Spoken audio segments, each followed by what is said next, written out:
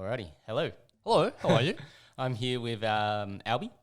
Correct. Yes. Yes. Hope so. Hope so. well, that's what I get told your name is. So. Yes. My name's Alby. Yep. And we were just talking about how, when I do this podcast, I try and keep the amount of effort that I put into it as minimal as possible in terms of post-processing and things like that. So Yeah. I was just saying I try and, get the levels as good as possible, and then there's zero editing in terms of having to cut things, blah blah blah blah.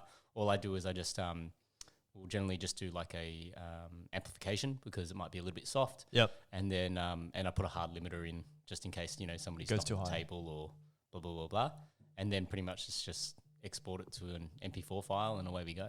I think that's actually pretty cool, right? Only because it's more genuine. Like I think anything that's raw actually shows how truth and how genuine conversations are, especially in video. Yeah. Right. If you can actually see the way we talk, right, our body language and everything like that, and there's no editing, you can see how truth and how genuine, conversations are. Yep. And I think that's one thing that people don't really do these days when they put things online. Everything's especially like Instagram, like anything social media related. Well, it's a snapshot, right? You're seeing one moment, one portion, or a 1 minute clip of what's happening. Yeah. Right? You're not really getting the full picture. Correct. And, the whole purpose of why Instagram was designed, and from the name, it's meant to be that instant moment. Yep. Right. But now everyone photoshops everything before they put it on. Yep. Right. It's like latergram. It's not even Instagram anymore. Yeah, okay. So that's a what good you're point. doing right now Yep. to not edit, per se, anything like in terms of cutting the ums and the ahs, Yep. it just makes it a lot more genuine. So I think that's pretty cool. Yep. Okay. Thank you. So, okay. I guess for the audience, tell us a little bit about yourself. So self-introduction, is it? Yeah, Like the first date. Of course. Like the first. Yeah. You just made this very awkward already. I know, right? No, okay. So I'm an ABC, Yep. right? Australian-born Chinese, but not many people believe that I'm an Australian-born Chinese. Yep. Only because my Cantonese is at a level where it's probably better than native. Yep. If that's actually possible. Yep. I can speak, 3 different languages: Mandarin, Cantonese, and English. Yep. So that makes it pretty interesting because it's funny. I remember back in the days, when you do exams in Australia, Yeah. I think some questions they, when you do your HSC, they go, is English your first language? Yep. If you were Australian-born Chinese, actually, are you an Australian-born Chinese? I'm an Australian-born Chinese, yeah. So when you were filling in that sheet, when they asked you, is English your first language, what did you tick, yes or no? I ticked no because technically it wasn't because my parents spoke to me in Chinese first. Right? Yeah. So I did exactly the same thing as you. Yeah. And then when I told my teachers, I said that's what I did. And they asked me where was I born? And I said Australia. They said you should have ticked yes. Yeah. Okay. So I don't know whether I don't that know what would... the right or wrong is, right? Like, Correct. But I normally tick no, like Yeah. you said, because, Chinese was the first language I ever spoke. yeah. So anyway, that's just a little bit of background information. But other than that, I don't know. Typical Chinese, grew up in Australia, did accounting and finance in university, and then coming out into the workforce, not knowing what you want to do, and then ended up doing accounting for 1.5 years, realized it's not my thing, did my CA for 1 semester, dropped it, right? And then went into the corporate world and it came out. Yep. Worked for a startup. Yep. They collapsed, went to a medium tier, and then I left, and then I started my own business. That didn't go well. Now back in the corporate world. Okay. All right. We'll unpack that. So, part of the reason why I had to get you to do the self-introduction is because I guess, so for people listening, Alby's probably more my wife's friend than my friend. So so my wife would know more about what you do and all the things that you're involved with. And for me, it's I see Alby and I see this guy who, I know who's ultra good with his Chinese. I think you also, occasionally will do MC duties. Yep. And Do many things. radio. I do radio, so I'm on a radio, like Cantonese radio once a week. Yep. MC here and there. MC is pretty interesting. I never thought I would become an MC. Yep. just randomly, I think 6 years ago, because I'm part of the Hong Kong Australia Business Association, right? Yep. And one year, one of the guys, like the president, they were like, "Hey, why don't you try being an MC for one of our events, like a business seminar?" Yep. I was like, no way, no way. Like I'm quite shy. A lot of people don't believe that I'm quite shy because no, you wouldn't pick that up from no one would, right? Like whenever I'm in any group environments where there are people that I don't know, I'd rather just sit in my own corner or like mind my own business. Anyway, they're like, "Hey, why don't you just assist with us just to talk about the order of proceedings and go from there." Yep. Did it once and then added in my bit of a humor. Yep. Right, my things. And they were like, "Wow, like you're really good at it." Yep. I was like, I didn't do anything. Like I literally just stood there and I just said, "Okay, what's next, what not," introduction, and closed it. So let's go back a step. So in school, did when it was time to do those public speaking, hated it? Hate it. It's the worst thing. Like whenever I knew that I had to do public speaking, like during that week, like you don't know when it was going to be your turn. Yep. Right, because you've got the whole class, you don't know how long everyone else's is. Yep. And the teacher specifically said, "I'm not going to do it in alphabetical order." Right, so my name's Alby, so I thought I'd be first. Right? Correct. Yep. And he's like, "You know what? I'm going to mix it up." Sometimes it's surname order. It could be surname, right? But he just decided to pick from a hat. So you don't know when it'll be your turn. So every single night during that week, I'll be like, "Crap, it's going to be my turn. It's not going to be my turn," right? I was so nervous. I hated it. So whenever I was on stage back then, I was like trembling. You can see that my hands were like shaking, like When the you're piece of holding paper. the name cards, Back then, right in high school, holding that piece of paper, Yep. People can see that like I'm like full shaking, right? Your voice is breaking. Yeah. But hey, out of 20, I got 17. Okay. That was pretty good. Not bad. That's not bad. Yeah. Right. And no, so to your question, I hated it a lot, and I think I've only done it twice or 3 times during my whole 6 years in high school. And okay, so when you hear your voice played back to you, Oh my god. yeah, Oh you my get that god. feeling where it's like, shit, what have I done? So, can you swear on this podcast? Of course you can. Okay, cool. I'm not going to, probably not, but just wondering. I have to limit myself because I was once an apprentice, and so when I get on a roll, like they start coming out, and then I listen back and I'm like, I feel embarrassed for myself because I normally don't allow myself to go that far, but then sometimes it's just when it happens. Sometimes natural, right? Natural, yeah. What was your question again? So now you just made me lose my point. My yeah, when you hear your voice. Correct. Yeah. Okay. That's a really, really good question. So at the end of 2006, so 3 years after I graduated from high school, I had the opportunity to work at SBS Radio. Okay. So it was a Cantonese show again. And then after that, I did the Asian pop show, broadcasting music. That was pretty cool. Anyway, so I was on that show, did a recording, and then the first time I ever listened to my voice, wow, my goosebumps was so bad. I thought all my hair was just like standing up. It was the most awkward thing ever. Until today, I still try not to listen to myself. Okay. Interesting. It's weird. Like, I mean, when people record videos of you during like events, you don't stuff like think about that, it though because you're in the moment. Yeah. Right. But if you can only listen to your voice and you can't see the face, it's different to when you can see the face and your voice. Yeah. Well, I think you zone into it, right? You end up in I guess what we'd call a third space. So let's say, you're driving in your car. You might be going from home to work as an example. And, people are quite comfortable to listen to music whilst they drive. Yep. Right.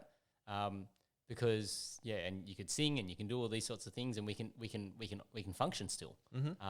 With not too much of an increase in the likelihood of an accident versus if you pick up your phone and you text and you do those sorts of things, well, hey, the risk of an accident obviously increases because I think when we listen to things, it sort of, we can take in information whilst we're listening and still do other things. Whereas I think it's a lot harder, when something requires more than one sense, So as an example, if you're writing something, it involves you using your eyes as well as using your hands. Right. So, well, I guess maybe that doesn't work because when you're driving, you're still using your eyes and you're using your hands. And You're still multitasking. You're still multitasking. Yeah, just requires a different level of multitasking, right? It's a really, really high and experienced level as opposed to just, kind of say, I don't know, holding a cup and drinking water. Yeah. Right, and swallowing at the same time, right? But I guess, going back to the whole listening to your voice and MCing, that whole thing, it kind of just naturally occurred, like happened. Yep. And then ever since then, just through word of mouth, people are like, hey, can you do this? Can you do that? Yep. Until a point in time where they're like, hey, can you MC for my wedding? Yeah. At that point, I was like, I don't know why I said yes. Right? So he's a friend of mine. Yeah. I met him through like a association, Lions Club. I'm also part of the Lions Club, a charity organization. And he was like, hey, mate, my original MC bailed. I've got 1 more month until my wedding. Yeah. Can you be my MC? Yeah. In a heartbeat, I said yes. Okay. As soon as I hung up, I was like, fuck. What did I do? Why did I say that? Yeah. Right? But after that first wedding, I had no idea that it would open a side business of me becoming a wedding MC. Yep. And like things just happen. Yep. And so I think one of the things that I guess through that whole story is I think whoever's listening, if you think you have a skill, or actually if you don't think you have a skill, I believe everyone has a skill. Yeah. But you just got to be confident about it. Yeah. And just keep doing what you do. And naturally, I believe everything has a natural path. Yeah. That if you just happen to do what you normally do, and well, if you never said yes to that initial wedding and thrust yourself into that position, correct, you never would have known. Correct. Right. Correct. So I think a lot of the times, when it comes to those sorts of things, we say no before really giving something an opportunity or giving it a go. Giving yourself a chance. Seeing, what kind of a doorway that might open up. Exactly. Because I think in this day and age, I don't believe that everyone should just do one thing for the whole life, right? Yeah. I don't believe that you should just work for one employer or if you're like a business owner to just do one business. There's just so much opportunities out there to be found, to be seen. And I think everyone should give themselves that opportunity to be out there. Yeah. Join organizations, go out, network, talk to people, talk to people about your business ideas or any ideas you have, because you never know when someone might know someone that knows someone that knows someone that can help you. It's true. Right? So it's kind of like, who knows, like through this podcast with you, whoever listens, who knows, right? They might be getting married or someone else is getting married. and they're like, hey, Johnny, can you introduce Alby to me? Yeah. Or when I put this onto my social media platforms and they hear you and they're like, hey, can I be on this podcast? Yeah. That's right. So there's always that opportunity, I feel. Yeah, and I think that goes back to, I always talk about this, sort of the current state of where we're at in this world. It's like there's this divergence. And on one side, we have like the convenience factor, the so-called ease factor in terms of, doing things on the internet, purchasing things online and having that sort of direction.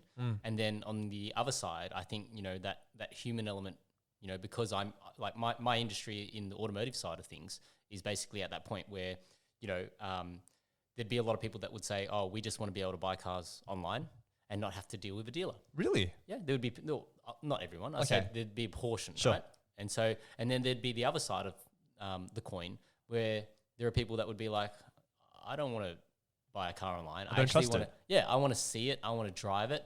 I want to experience it, and I want to talk to somebody. I want to be sold. Yeah, like it's part. I think that and I think the reason why people have these two divergent opinions can sometimes relate to either their natural their upbringing in terms of how introverted or extroverted they are, and then the other side of it could be an experience, right? If they've had a bad experience and something's gone wrong or they feel like they haven't been looked after, then of course you'd be like, oh, we don't need a dealer. We'll just, we just want to buy it online because you've been burnt by that experience, right? Correct. Whereas if you've had a positive experience from that side of things, then that then creates that advocacy to say, no, I'd rather just go back to X, Y, Z. They looked after me and blah, blah, blah, blah. And the chain sort of goes on. Yeah. Yeah. So, I think, in terms of conversations and sitting down and taking that time, I was actually another guy who I probably only known him for maybe a year, and it was more like an acquaintance. I see him at training and a few bits and pieces, and he listened to one of my podcasts and he sent me a message and he said, like the one that he listened to with Mark, the previous guest, or one of the previous guests, really struck a chord, on some of the topics that we spoke about. And we ended up getting into this, it was via text, so we got into this really sort of big conversation, and I just sort of said to him, look, anytime you want to talk, we can talk. It doesn't have to be, like across the table, like with microphones in our faces, right? Like you're going through some things that, obviously, some of the things that we spoke about resonated to where he's at in life, and he's going through a bit of a tough time. And I said, we can just catch up and just have a conversation, right? Like I think the beauty and one of the things that comes out of this podcast is an ability to process some of the things, like when we get into these sorts of difficult sort of conversations. And that's why, like one of the first questions I always ask before I hit the record button is there anything off limits? Yeah. Because I don't want to hit on a touchy subject where, my natural curiosity is going to make me want to ask more questions. And then, whoever's on the opposite side receiving is like, I don't want to talk about it. I don't want to talk about this, right? Like it just becomes very awkward. And I think, I'd rather just steer away from those topics altogether if there is something. Yeah. And I think, for me, like, I'm sort of, open to talking to most people, provided they're coming from a place of, like they're comfortable with everything that they do. There's no real things that are off limits in terms of the conversation. Because as we said, we don't really know where this conversation is going to go or where it's going to end or start, etc. Correct. As you were saying that, I was just kind of thinking, so you asked me that question and I was like, no. Yeah. But it'll be funny that, all of a sudden there is something that's off limits. And I think a lot of people don't really know, whether there are any off limits. It's kind of like, people go, what do you want to have for dinner? Yeah. I don't know. They don't know until you present food that they don't want. Yeah. That's when they know, oh, this is what I want. Yeah. So it'll be interesting to see. I hope that there is really nothing, that are off limits, but I'm kind of like you in a way that I like to ask people questions. Yep. It's kind of like to understand their story. Yep. I don't know where they're coming from, why they're doing what they're doing. So yeah, I'll give you this is I guess a very car salesy sort of example, right? So like, we had this this client or guest, I guess, come into our dealership and they had an older vehicle to trade. It was probably a 2010 model, so let's say the car's about 10 years old. Low Ks, nice car. Yeah. Elderly people. Yeah. And so obviously we did a trade-in valuation for them, and we're trying to work out a deal on the new vehicle. And I had one of my sales guys come to me at the time, and he was saying, Johnny, I don't know what to do with these people. Like, they're happy with the car, they're happy with everything. But I just can't get any commitment out of them. And I said, well, what have you asked them? And then he said, well, I presented the price, and, they've sort of said, what can you do? And then I've sort of said, well, what do you want me to achieve? And I said, well, okay, let's stop for a second, right? Like, you're basically going around in circles, right? Because is this a really young guy? I wouldn't say he's young. Okay. He's probably late 20s. Okay. Right. So, and I think he's been selling cars for a while. Yeah. And he got himself caught in this situation where you basically, it's like the old story about the two goats on the bridge, and they can't pass each other because they both believe the other person should give way. Right. And so I sort of had to say to him, hey, okay, let's take a step back. Now let's have a look at what are some of the factors that have gotten us to this point. So I looked at things like, okay, they're elderly people. Their current car is 10 years old. Yep. So chances are it's probably been 10 years for them since they've actually been in a dealership. True. Right? So from their perspective, they probably don't even remember what the negotiation process was like or know what to expect in terms of the value on the vehicle and those sorts of things. So then we have almost like an obligation to guide them through that. Yeah, guide them through that process. So, I had to, pull him up and say, hey, let's just look at some of these factors, and then, if put yourself in the customer's shoes and you didn't know, like basically if you wanted to try and do a deal with these people, we got to do something nice for them, right? Otherwise, because you haven't given them any sort of information, you're both stuck on the bridge and neither of you want to give way. You're not going to get anywhere. Someone's going to do something. Yeah, exactly. And customers usually won't do anything. Yeah. They were just going to wait. Yeah. Well, that's right. Or they'll go somewhere else. Correct. Right. And that's the sort of I guess, the environment that we operate in. Like there is, a portion of customers who, are, I guess, will be seen to be difficult. But I always like to, the way that I always view it is that behind every difficult customer, there's always a story. They've been burnt before. They've had a bad experience. And this is why, they've revised how they want to do the process, or they want to be in control of the process because this is what happened to them last time, right? And then I always try and, bring it back to that human element of, okay, let's forget about the price for a second. Let's just, are you happy with everything else? Are you happy with the car? Are you happy with who you're dealing with, right? Because if you just made me think, and I'm in talking about this, a guy who was once a client, well, he's still a client, but he's become more of a friend now, right? And he said to me, if money is your biggest problem in life, then in the relative scheme of things, your problems aren't that big, right? If you can solve your problems with money, then it's not a problem, technically, to an extent. To an extent, right? Depending on how big your money problems are. Correct. But I think, there's a lot of truth in that, because there could be so much more wrong in your life when it comes to family, kids, parents, social, health. Yeah, health obviously is probably the ideal one, right? Like, if you ask anybody with a health issue, if you could just throw money at it and make it go away, they'd probably, that would be the ideal. Correct. But, it's those things aren't black and white, whereas, money is like maths, right? Where there's a definitive outcome as a result of it. So anyway, we sort of diverted a lot, but I want to go back a step. Sure. All right. So where did you grow up? So you're an ABC, so you're born here, right? Born and bred. Yep. Right. In Sydney, in Australia. Yeah. Parents? From Hong Kong. Okay. And so how long ago did they migrate here? Oh, ages ago. Grandma came here like almost 60 years ago. Okay, so you're like second generation then, right? Yeah. So your parents were born here as well? No. Parents were born in Hong Kong. Okay. Mum came to Australia when she was 17. Okay, yep. Okay, so to study? Yep. Correct. So they've been here for a while. Then I was born and bred here. I grew up in Redfern. Mm-hmm. And then Redfern. Okay. Redfern.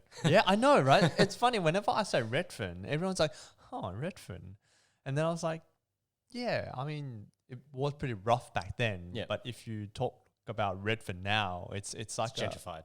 Totally different place. it's a mad place. Like Yeah. I would love to live there again. Redfern, Surrey Hills, whatnot. Yep. But although I was born and bred here, I don't feel like I've got any Australian culture in me at all, Okay. other than wearing thongs. Okay. That's it. Seriously. So, okay, hang on. Let's go back a step. So how long did you guys live in Redfern for? Until I was in first year uni. Until you were in first year uni. Yeah, so like So the what, first 20, 18, 19 18, 20 years? Yeah. Okay. So then when you're growing up in Redfern, like you would have seen massive changes in terms of that area itself. Like in 20 years, like that place changed a lot, right? Oh yeah, man. Heaps of changes. Okay. So then what would be your earliest memory of living in that area? Earliest memories. Convenience. Convenience? A lot of corner stores. Yep. Yeah. Not much, to be honest, because Redfern's pretty big. Yep. Right. So I didn't live near the station side. Okay. So it wasn't as bad as what most people think. Yep. I live closer to Surrey Hills or Zetland, where Moore Park is. Okay. So in a way, it's a little bit different. So a lot of people, when they hear Redfern, they think of, They're riots. thinking of Right. They're thinking of Aboriginal The block. people. Yep. Correct. Graffitis, whatnot. But where I was, it wasn't that bad. It was actually a really nice neighborhood. Okay. Really quiet, Yep. nice streets. And yeah, everyone's really close to each other, Okay. which was awesome. Like our next door neighbor always gave us wine because they grew their own like I can't say vineyard. It's obviously not a vineyard, but they grew the right grapes to make wine. Okay. And they used to give it to us at their place in at their backyard. Yeah, In their so backyard. correct. So in their backyard, it's really puny small backyard. It's probably like the size of your lounge here. Okay. And for Right. people listening, that's like 5 meters by 6 meters or something like Okay, that. it's really small, right? But then they somehow made these structures to have the grapes. the grapes grow on top. Yep. It's pretty amazing. Okay. Yeah. But And that so- was my fondest memory. And so, whoa, hang on. But if you were a kid, how are you drinking this wine? I wasn't drinking the wine, Okay, all right, but I knew that they gave us wine, Okay. right? Yep. Yeah. Okay. But the funny thing is, another story that I like to tell you is I did drink wine once when I was, I think, 2 years old. This was like mum told me about this when I was older. Okay. We were at some wedding, and for some reason I sat there really, really obediently. Okay. I usually run around. Yep. And they're like, why is Alby so quiet sitting there? Yep. And then they finally realized I drank like 2 sips of dad's wine. Yep. And I was almost knocked out. Okay. It's funny. Okay. Well, yeah, like I was a fat baby apparently, but I can't imagine you being a fat baby. Well, unfortunately, I didn't drink wine. Apparently, I tried. Okay, let me. This is probably embarrassing, but everything's on the table. So I apparently ate my own shit as a child. Serious? Yeah, and then I had to go to hospital and get my stomach pumped. Really? Yeah. So you wait. As a baby, apparently. So if you're a baby and you eat your own poop, you got to get it drained out. But if you're an adult, you don't have to. Oh look, I don't know what you have to do as an adult, right? Well, this is look. I have zero memories of this, so Might be a good thing. Don't judge. But apparently, I was a very hungry kid. Yeah. And that's what happened. But it's funny though. Like I was actually my son is very much Like you. like me, and he's Just make sure very he hungry. doesn't. Huh? Just make sure he doesn't do what you do. Exactly. Well, so the other day we caught him just before he was about to do a poo in his nappy, and we thought, we'll try and put him on the potty or whatever, and then so we did that, and then the funny thing was as soon as he stood up, he went to go and grab it, so I had to like That is so I had to funny. pick him up and go and throw him in the bathtub because I was like, okay, there must be something genetic there. Like father, like. Yeah. Anyway, so okay, and so then so how did I guess in school? How did you find yourself in school? Were you academic? That's a really good one. Actually, a lot of stories to talk about schooling. No, I was not academic at all. I'm actually, if you ask me, I'm pretty dumb. Okay. In terms of Academics. academically, Yeah. right? What interested you in school? Nothing. Nothing. Honestly, nothing interested me in school. I used to cry every morning not wanting to go to school. Okay. Okay. But I guess, growing up from an Asian family, Asian background, especially Chinese, and when all your cousins and, family friends. Yeah, you get compared. Hmm? You get compared. Correct. Their kids are like really like they're A class, right, student wise. And for me, I'm just like, shit, I really hate studying. I'll come back with maths questions, and mum was like, okay, there are 7 apples on the table. If I take away 3, how many is left? I said 7. She's like, no, there's 4. No, I was like, no, there's 7 because you took 3 away. The apples are still there. Yeah. You haven't eaten them. You haven't eaten them. They're still there. Like I can see them. Yeah. I was like, Mum, it said, look, 1, 2, 3, 4, 5, 6, 7. Yeah. And they're like, no, how many is on the table? And then I was like, okay, 4. Yeah. That's how I think. Yeah. So I hated studying, man. Yep. And schooling was just, I don't even know why. I was only there because I had to be there. Yep. It's all part of, growing up. Yep. And I reckon studying doesn't really give you anything in the future. Yeah. Okay. To be honest, like think about it, right? Let's just talk about studying for a little bit. Yeah. Do you interview people? Like, if there are people coming to your dealership and they want a job, you interview them, right? Yeah. How much weight do you put on the academics? Yeah. You don't. You don't. Yeah. Because you don't need to. Yep. Right. Obviously, it depends on what the role is, right? If you need to be an accountant or a lawyer or a financial person, maybe you need some sort of a degree. That's right. And you need your CAs, right? Your financial certificates, whatnot. But that's just to get you in the door. After that, everything's about experience. Exactly. Yep. No one cares about if you got ducks. No one cares if you got 99.9 as your in your HSC. Yeah. And even this day and age in school, they don't teach you enough for you to survive in society or in the workplace. Yep. Why? I always think that, like, why don't they teach you stuff like how to, memory, right? How to retain information. They just teach you geography. I don't care about geography. How's that going to help me? Yeah.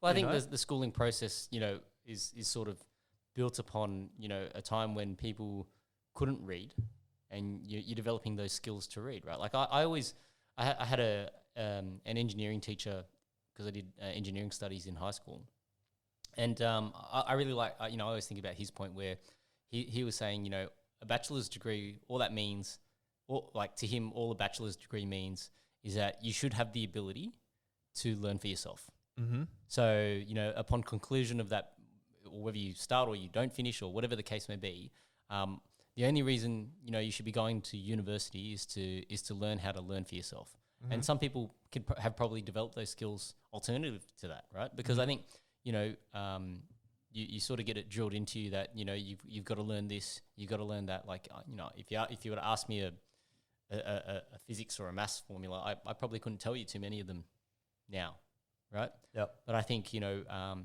the ability to read and intake information, think critically, like those are the sort of skills, you know, that I think, you know, probably benefited me.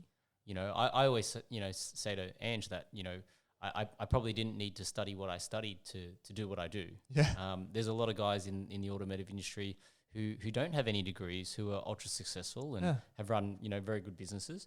And, you know, here I am, you know, with my 2 degrees and this and that. And, you know, I still got a journey to go before I get to the same sort of level of success that they've enjoyed. Yeah. Right. So I think the key point there is that there isn't really there's no formula. There's no formula. Right. It depends on the individual. Yeah. Right. You know, people argue about private schools, public schools. Yeah. There's no difference. Yeah. If the individual doesn't want to study, no matter how much you give them, no matter how much extracurricular activities and stuff like that, it's not going to help. Yeah.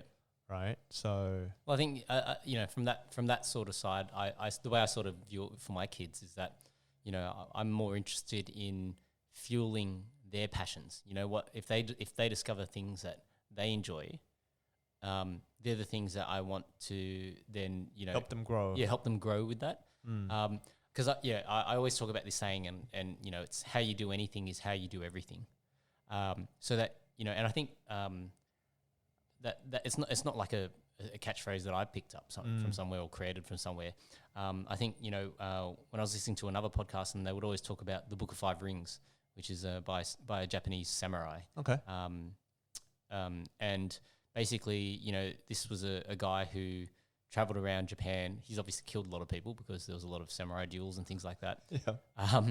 But you know, I guess he would say that, you know, I think the way that he phrased it was, you know, when you see the way in one thing, you can apply it to anything, right? So I guess it's a very similar way of looking at it, and I guess that's probably how I've sort of just reinterpreted it into that phrase. So, you know, like when you go deep, so, you know, for me, you know, I went ultra deep with Kung Fu as an example. Very deep. Yeah, like, you know, 21 years of my life involved in Kung Fu. And, you know, I think, you know, you come to a point where, you know, how you, I guess, train and develop and your understanding, because you've gone so deep in that understanding, you could then apply to other factors. So, you know, it doesn't necessarily have to be martial arts related. So the discipline that I derived from doing, you know, that amount of Kung Fu, then I could apply in other areas of my life. So I could apply it in study. I could apply it in work. I could apply it into, you know, physical fitness, right? So I think, you know, like, I think if you can focus on a specific thing that you enjoy and take it to that obsession level, right? If you can do it with one thing, you can do it with anything. The only difference is whether you want to do it or not. It's really interesting you said that. Yeah. Because as you were saying that, one thing that I've been asking, or I've been, you know, kind of like uncovering a lot is whether or not individuals should have a goal in life. Because you know how you said, find something that you want to do, right, and invest in it. What if people don't have, or they don't know what they want in life, or they don't have anything that they like in life to a point where they can invest so much time into it? what should they do? Okay, let's break that down a little bit. So if you don't have a goal, right, the other thing to think about is, do you have expectations? I think in this day and age, people are expected to have an expectation. Yep. So so as an example, if I don't define a place that I want to be, yeah, am I okay to feel upset that I'm not at that place? You know, I think realistically, no. Yep. You shouldn't. Yep. Because everyone's different. Yep. But in this day and age, because everyone around you seems to have something that they want to achieve for, yep, it makes you feel like you need one too. Yeah. So if by saying that you don't have a goal, if you have expectations, in true essence, you probably do have a goal. You just haven't defined it clearly enough. Yeah. Because if you can have the expectation that you feel like, you know, you should be here by now or at doing this or doing that. Yeah. But then you say that, oh, I don't have a goal in life. Then how can you have expectation, right? So a goal is really just a formalizing of what your expectation is, so that then you can actually start deriving what are your actions to achieve your goal, right? And I think, you know, my sort of, from I guess my sort of experience and my learning was that I use goals a lot in my career, and then I got to the point where I hadn't thought about the next step after a certain point. Yep. Right. And then, you know, and then at that point, that was like when my house of cards came crumbling down, right? I sort of lost purpose and I didn't really know what I wanted to. No meaning in life. Yeah. Like, you know, what I worked so hard and I've gotten there, and then now what? Yep. What's next? And then, so I think the next part of that is then sort of is after, you know, having set goals and achieve goals numerous times, then I think at that point, then it took me a few years to sort of work it out. But then I realized that then it was no longer just about setting a goal. I've gotten to the point where I knew if I can set a goal and achieve it, and I've done that with numerous repetitions. So it's no longer about setting the goal now. Yeah. Now it's just enjoying the process, right? And then whatever comes out at the other end of it is what it is, right? Like I'm not. So now, you know, I guess in terms of, you know, my work, like I don't have an aspiration to do X, Y, Z in my industry, because I'm already operating at a high level there. My goal now is to just enjoy it, have fun with it. Yeah. You know, have happy staff, have happy people, deal with happy customers. Like that's what I'm there to do now. Yeah. You know, and at the same time, by virtue of doing that, then I'm giving other people the opportunity to learn and pull them through along that process, right? Because, you know, I was having this conversation with someone the other day that, you know, too often we end up, we put ourselves in positions where we haven't effectively, I guess, learnt or developed or been developed or been mentored to handle those situations. Agreed. Right. And then, you know, by virtue of, and this, you know, is probably going to go quite philosophical now, but by virtue of a title, right, there's suddenly an expectation that you should know these things, right? Yeah. So classic example would be like, okay, let's say you become a manager. Yeah. Right. A manager of what? Whatever, right? Whatever. It doesn't matter, right? So you might have been the best person in the team, and then the manager's gotten promoted, and now you're the manager. Yeah. Right. When you get that promotion, nobody goes, okay, so here's your handbook on how to be a good manager, or these are the things that, you know, are going to make you the best or most effective at what you do, and away you go. And I think a part of that reasoning why you can't do that is because it comes into personality, right? Like everybody manages differently. Yes. There's no, as we said, there's no one formula. There's so many different formulas. So one of the things that I really sort of enjoy is now delving into the concepts as opposed to the technique. Right. So I think, you know, like speaking from martial arts sense, if you get shown a technique, it's going to work in that situation, in that scenario, with a limited amount of variables. Yep. Right. And then you thrust an individual into a situation where the variables are different. That technique is no longer applicable. They're stuck because they haven't formed the ability to understand what is actually happening. Right. And they haven't formed the ability to understand the deeper concept to then go and apply it to a variety of different situations. Yes. So it's the same thing, you know, like, you know, in work, there might be one situation where your manager says, okay, I want you to do this. And then by saying that, the next time the employee comes across a similar situation, he goes, okay, well, last time I got told to do this, I do the same thing. And then the manager's got the shits and he's like, why'd you do that? I didn't tell you to do that. Yeah. And then you start to go, oh, but last time, we had a similar situation. And that's what I did. And that's what I did, right? And then, but the variables might have been completely different, right? So I think, going back to talking about schooling and learning, I think, the biggest thing that people can try and pull out of their time in school or through learning is actually trying to understand the deeper concept behind it, right? So, learning how to read is learning how to read, but it's also learning how to interpret information for yourself, right? So understanding numbers is so, you can count count your money or like buy things and get the correct change. But the deeper sort of level to that is probably understanding how you can manage money for yourself, right? So I think in terms of how people learn, we have a system that's focused around developing the technique without educating people on the concept. So it's like, here, I want you to learn how to read, and we teach people how to read. Or here, I want you to learn how to do maths, right? And we're applying that in that particular situation, right? Whereas maths as if we want to talk about maths as a real world, how it could help you, well, understanding how to do dimensions so that you can fit your fridge into the right space. So you don't go to the store, buy the fridge that's too large or too small, and have things that are out of place, right? So that, if you're a builder or a designer or somebody that's doing something, that's structural or building related, you don't get the measurements wrong and fuck it up so people die, right?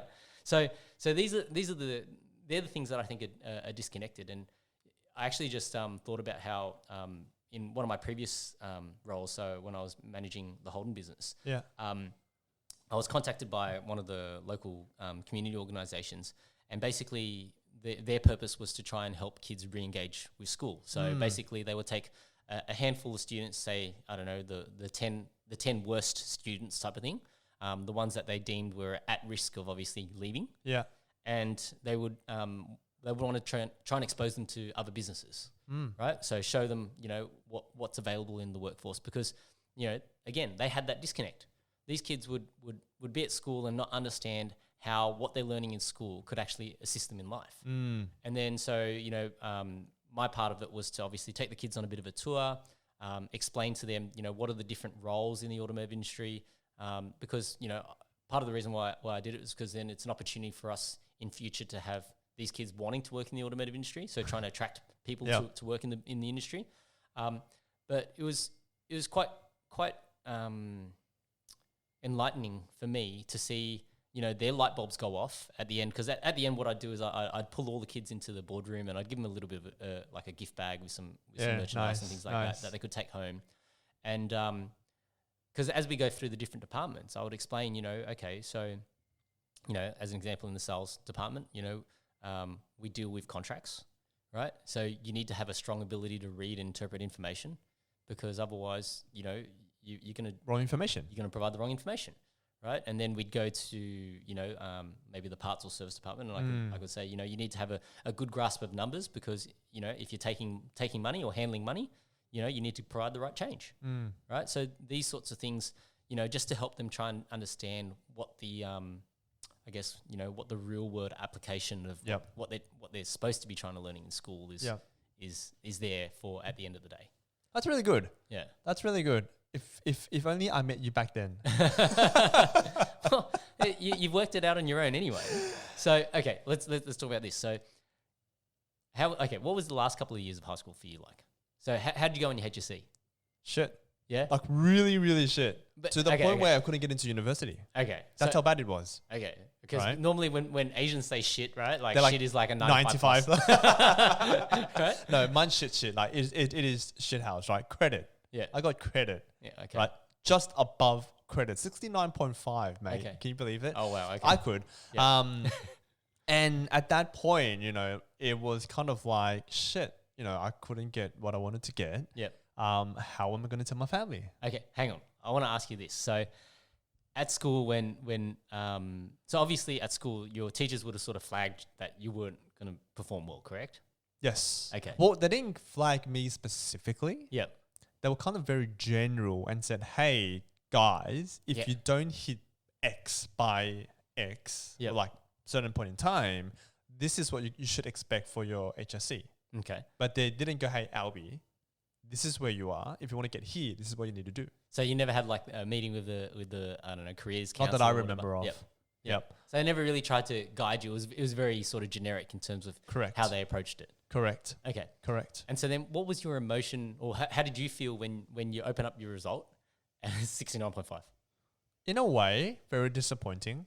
Yeah. But I was more scared Okay. rather than disappointment. Wait, okay. So before that point, like, had your parents seen your report cards and all that sort of stuff? Yes, every single report card said exactly the same thing, that I should study harder Yep. and that I'm a very bright and energetic person Yep. and friendly. You know, see, it's quite funny because I think, bar my year 7 report card, I don't think my parents saw a single one of my report cards. Did they care though? Yeah, my mum was very big on academics. Okay. I don't know. I just Why didn't they see it though? Like you didn't I show it just- to them? Or Yeah, I wouldn't give it to them. why? Was it bad? There's a mixture. Like, you know, I wasn't really focused on academics from probably, you know, years 7 through to 11, Yeah. and then only probably. Picked back up year Yeah. 12. What'd you get for your HSC? So I got 97.8, which is a fail for my, I guess, Sorry. but for Asians, right? Okay. Let's go back. You just said you didn't really care about studying, whatnot. Yeah, I didn't. From 7 to 11. Yeah, and I just okay. Wow. So part of my light bulb moment was from what my life was like from kindergarten to year 6. My mum would push me to do a lot of extracurricular stuff, right? So Typical you know, Asian typical family, Asian, right? yes. So piano, language classes, tutoring, Yeah. the works, right? And then, you know, come year 7 to probably 10 or so, there wasn't really any of that. Like I sort of, you know, managed to exit myself out of most of that and didn't really, you know, apply myself type of thing. And you know, I guess the one thing that I did take out of that experience, and I like this thought was very clear in my head when I made the decision to push and try harder. Yeah. Was that, you know, when I was a kid, I could do all of those things, right? So I could go to school. Yep. I could do all the extracurricular activity. I could do it all really well, play sport, everything, right? Instruments, everything. Everything, right? And so the only difference was that I obviously just chose somewhere along the way that I didn't want to do it. Yep. Right? So I sort of, for me, like that made me think back and then go, okay, so it's not so much an issue of ability, it's an issue of wanting it. And so when I flicked the switch and said, okay, well now I'll apply myself. Yeah. And then probably from, you know, I've sort of had this sort of exponential, I would call it an exponential growth because, you know, when I left school and I went to uni, I got myself into engineering and law at UTS.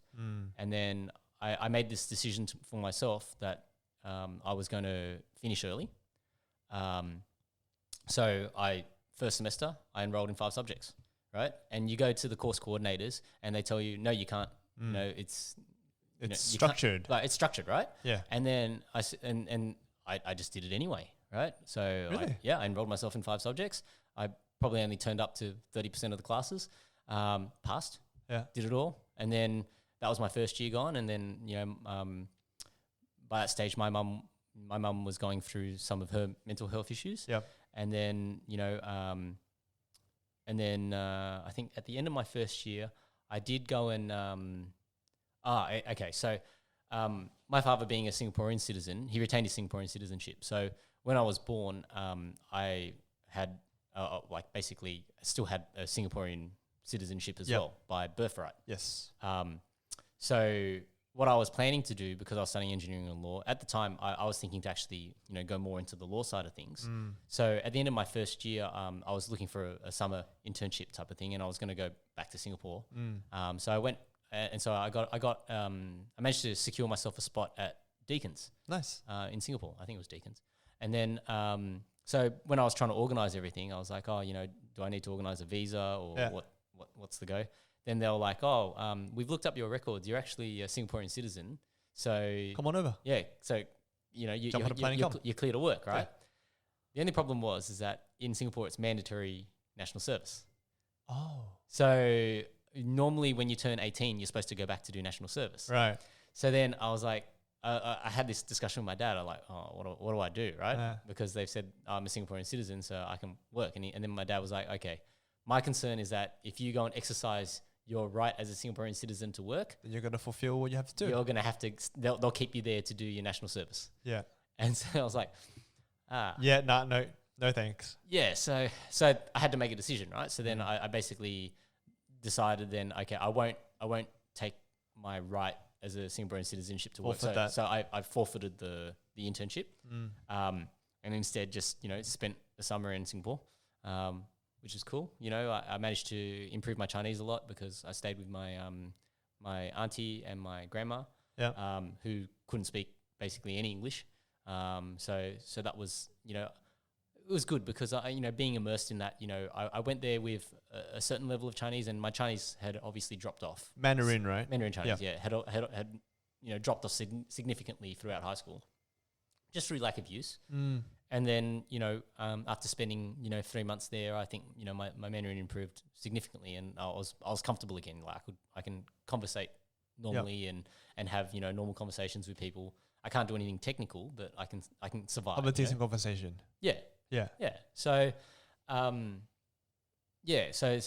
so after that first year, so second year, I just basically, knuckled down and got that out of the way, and then I needed to find work, and so then that's when I started in the automotive industry. Interesting.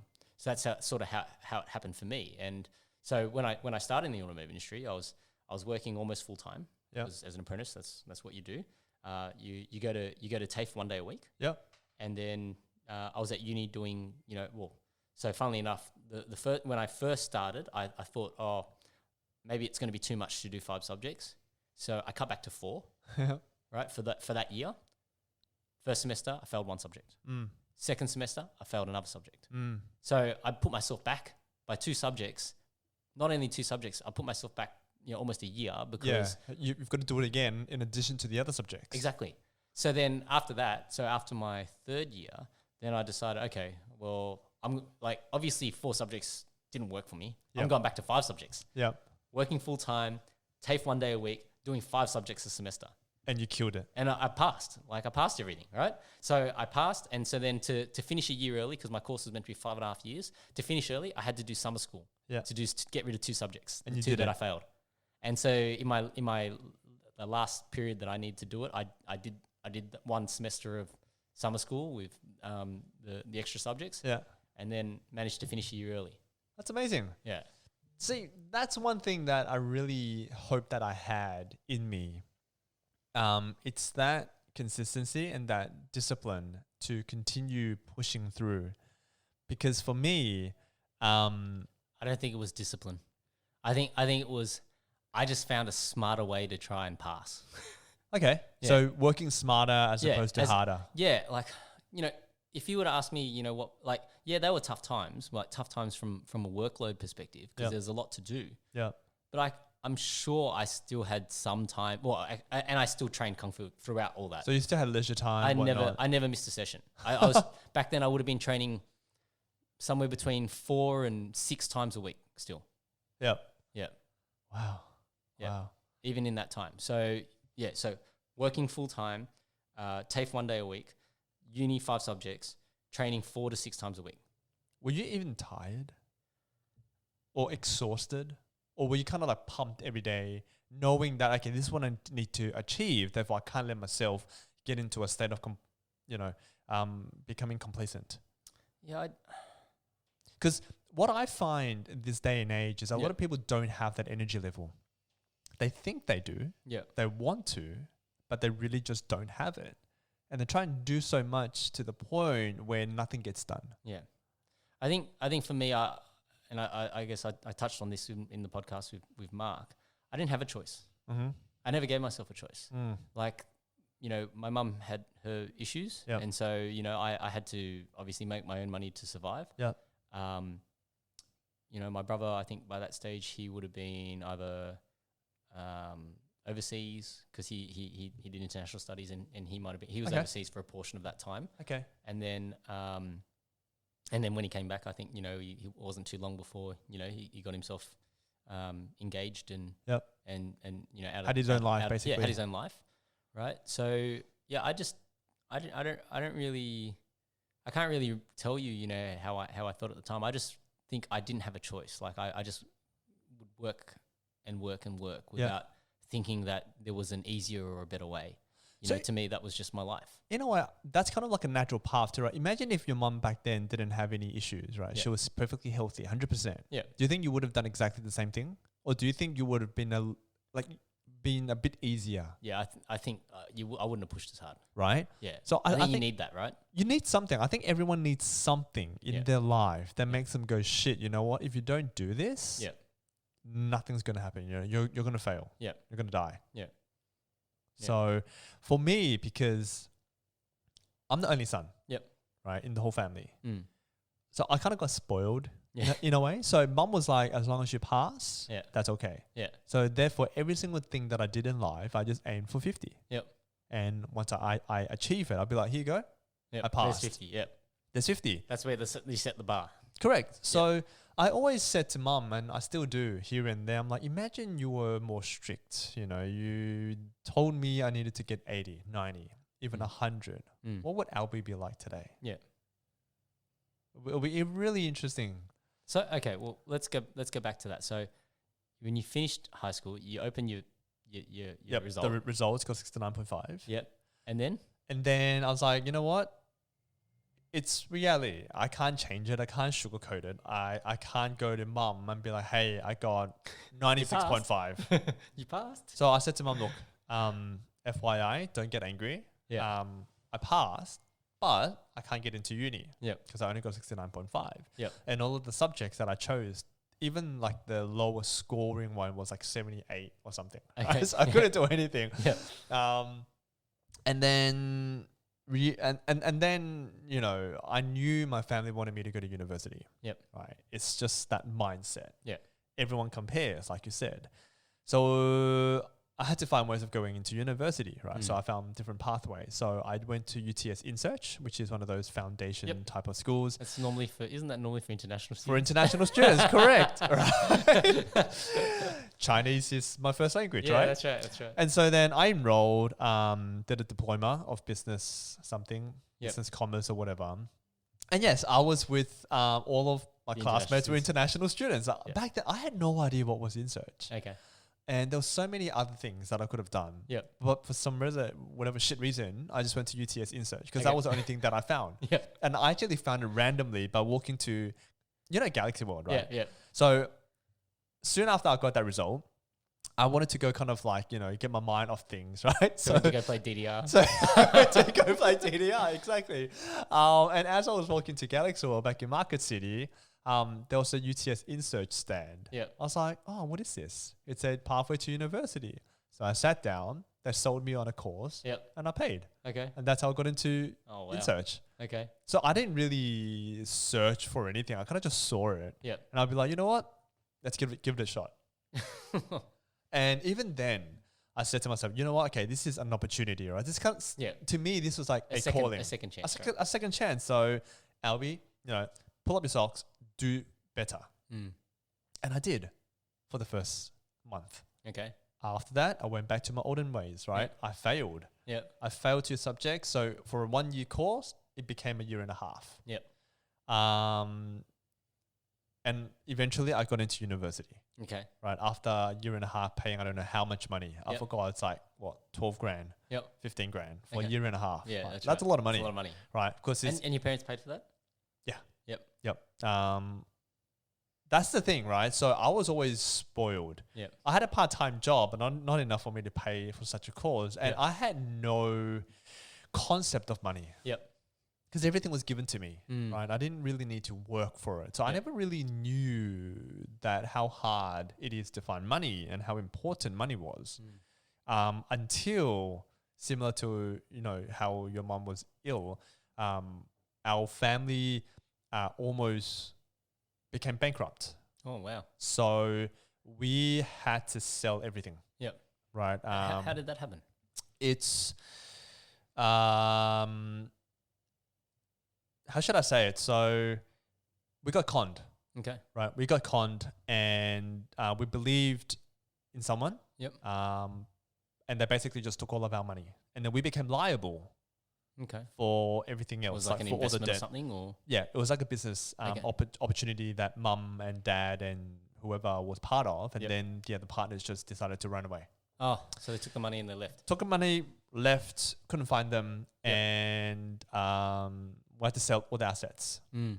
So the house in Redfern was gone, all of the cars, all of the shares, everything was gone. So we kind of had to start from scratch. So, and how old were you when this happened? Second year uni. Second year uni. Yep. And how did so what happened? You came home one day and then they sat you down, or Not even, dude. I was like sleeping. Yep. Right. And then one morning, I think it was like around 6 a.m. Someone was knocking on the door. Yep. I looked out, like peeping through the hallway, and I saw a guy in a suit holding a lot of folders. Mm. And then mum went out, had a few words with him, and then I went back in my room to sleep. Mm. Then when I woke up, went into the lounge room, I looked at the folders, and they were all legal papers Mm. from some lawyer. Yep. Flipped through them, I saw my name, saw mum's name, dad's name, grandma's name, grandpa's name. Yep. That's when I knew, shit, something must have happened. Yep. And that's when the whole thing happened. So this was obviously before I went to InSearch. Yep. But even then, I didn't, how should I put it? So timeline wise, right? So second year uni, shit happened. Mm. I was studying better, Yep. but then I went back to my old ways, failed university, Mm. went to InSearch, failed again. Well, hey, you've just confused me. I thought you did InSearch to get into uni. Yep. Then you. Oh, sorry. That's right. Hey, sorry. No. Yes, I InSearch to go into uni, second year, and then I'm confusing myself. Yeah. Sorry. Yes, you're right. So second year uni, that's when we sold everything. Yep. So it was so after InSearch, you went to uni. You were starting to fail at uni, or you were already failing at uni.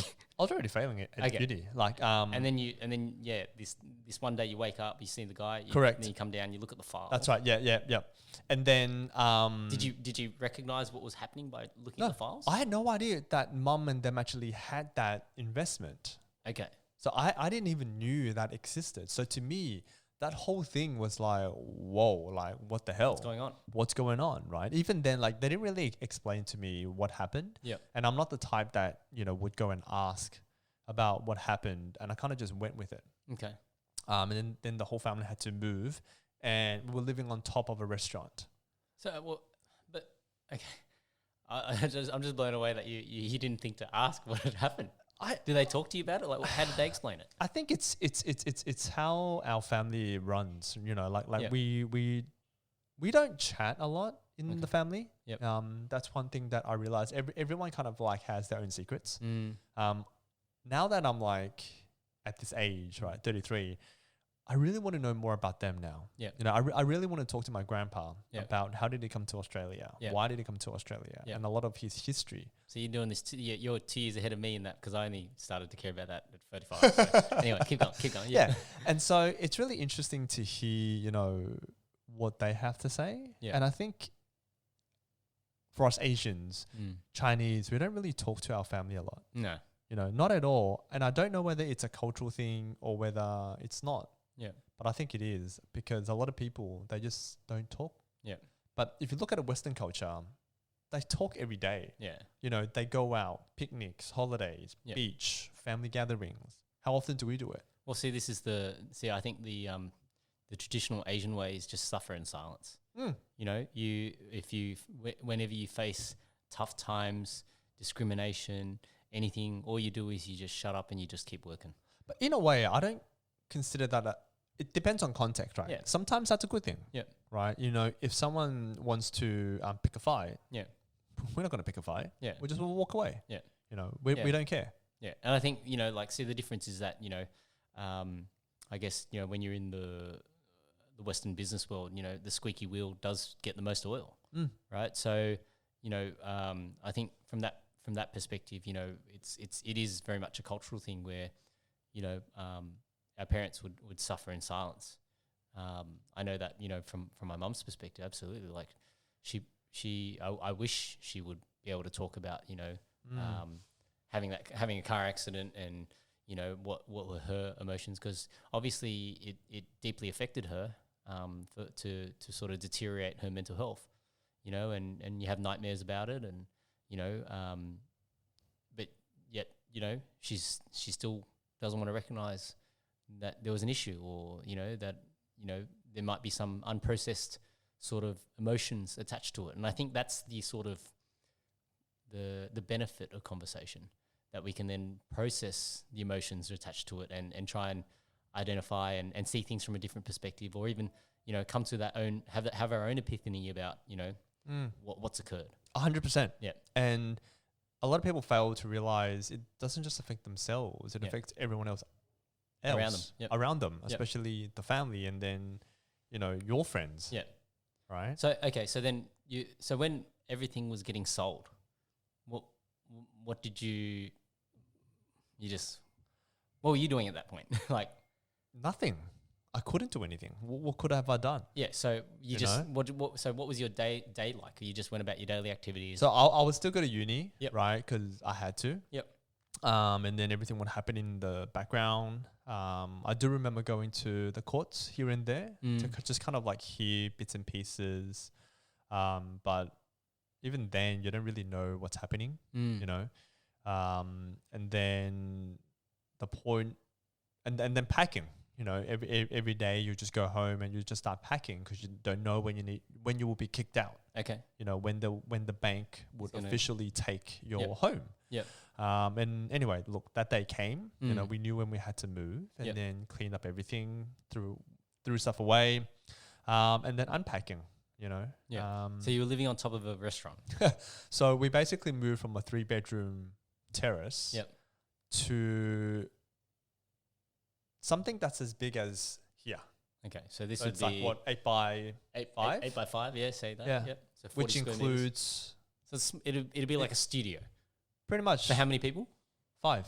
5 people. Yeah. So there was like 2 puny ass rooms. Yeah. And then there was another room outside. So we were kind of in the storage area. Yep. Right. So a whole floor, Mm. but we were in a corner. So as soon as you walk out, it's like, shelves of like, I don't know, spices, packing stuff, Yep. Cooking utensils and stuff like that. It was like really dirty. Okay. And so was it a rental? Like obviously you were paying rent there or something? Yeah. So paying rent, because dad and my grandpa used to work for that restaurant. Yeah. Right. So it's just them helping us. Right. Okay. It was probably illegal for us to live there. Yeah. Right. On top of a restaurant. Yeah. You're not really meant to, but at least, that kind of gave us a shelter. Yep. And the reason why I bring that up is that really, I think that was kind of like the turning point of me. Yep. In the sense that, you need to work. Like, you're not always going to be pampered. Yep. You're not always going to get the best in life. Yep. Shit happens. Yep. And shit happened. So how old were you when that happened? 21, 22. Yep. 21, 22. So then, okay. So then when you sort of had that realization for yourself, what did you change? So what changed from then? Spending was definitely one of the first things that you had to change, Yep. right? Because we had no money. Yep. How to save, the concept of money, working hard. And because who would want to live on top of a restaurant in like a puny ass, like really dirty place? Like there are rats and cockroaches running around everywhere. You can smell the smell of dead rats was like horrendous, right? You can hear them Is squeak. that restaurant still in operation? Of course. Okay. Come on, man. Don't name names because I don't want to get into Every restaurant most likely would have cockroaches or rats. You just don't see it, right? So as long as you don't see it, I believe that it's clean, right? Yep. And because look, everyone wanted to get out, Yep. right? The only way you can leave that place is to save and have enough money to buy a property. Yeah, and get out. Yep. Right. And so, after graduation, I just had to find jobs, work. And So what was the first job you found after graduation? so after I graduated from uni, my Yep. results were still pretty shit. Yeah. Right? I couldn't find an internship. Yep. I couldn't get a graduate. Sorry, what did you study? Accounting and finance. Accounting, Right. finance. Okay. So when everyone was fighting for internships and they got them, I couldn't get anything. Yep. Right. Because although yes, my personality and mindset to life changed Yep. and I was working harder, it doesn't mean that I still got my grades. Yep. You know, sometimes when you work hard or you study hard, if you're not made to study, It doesn't. You- You don't you get the just- right outcome. exactly, you just Yep. don't get the right outcome. So then, luckily enough for that same restaurant, I was helping them with bookkeeping. Okay. And I used to work 6 days Yep. a week. It was Yep. cash, Yep. $500. Okay. Like as a bookkeeper, Yeah. fresh grad, even in the worst accounting firm, you will get more than $500 Yep. a week. Yep. And I'm talking about 6 days though. All Yeah. right. Yeah. Did that for a year and a half. Yep. And then eventually we saved enough money and then we left. Okay. The day that I told the employer that I'm going to quit, wow, it was like the best feeling ever. Yeah. It was such a shit house. Yeah. Worst. Because not only did I have to help them with bookkeeping, Yeah.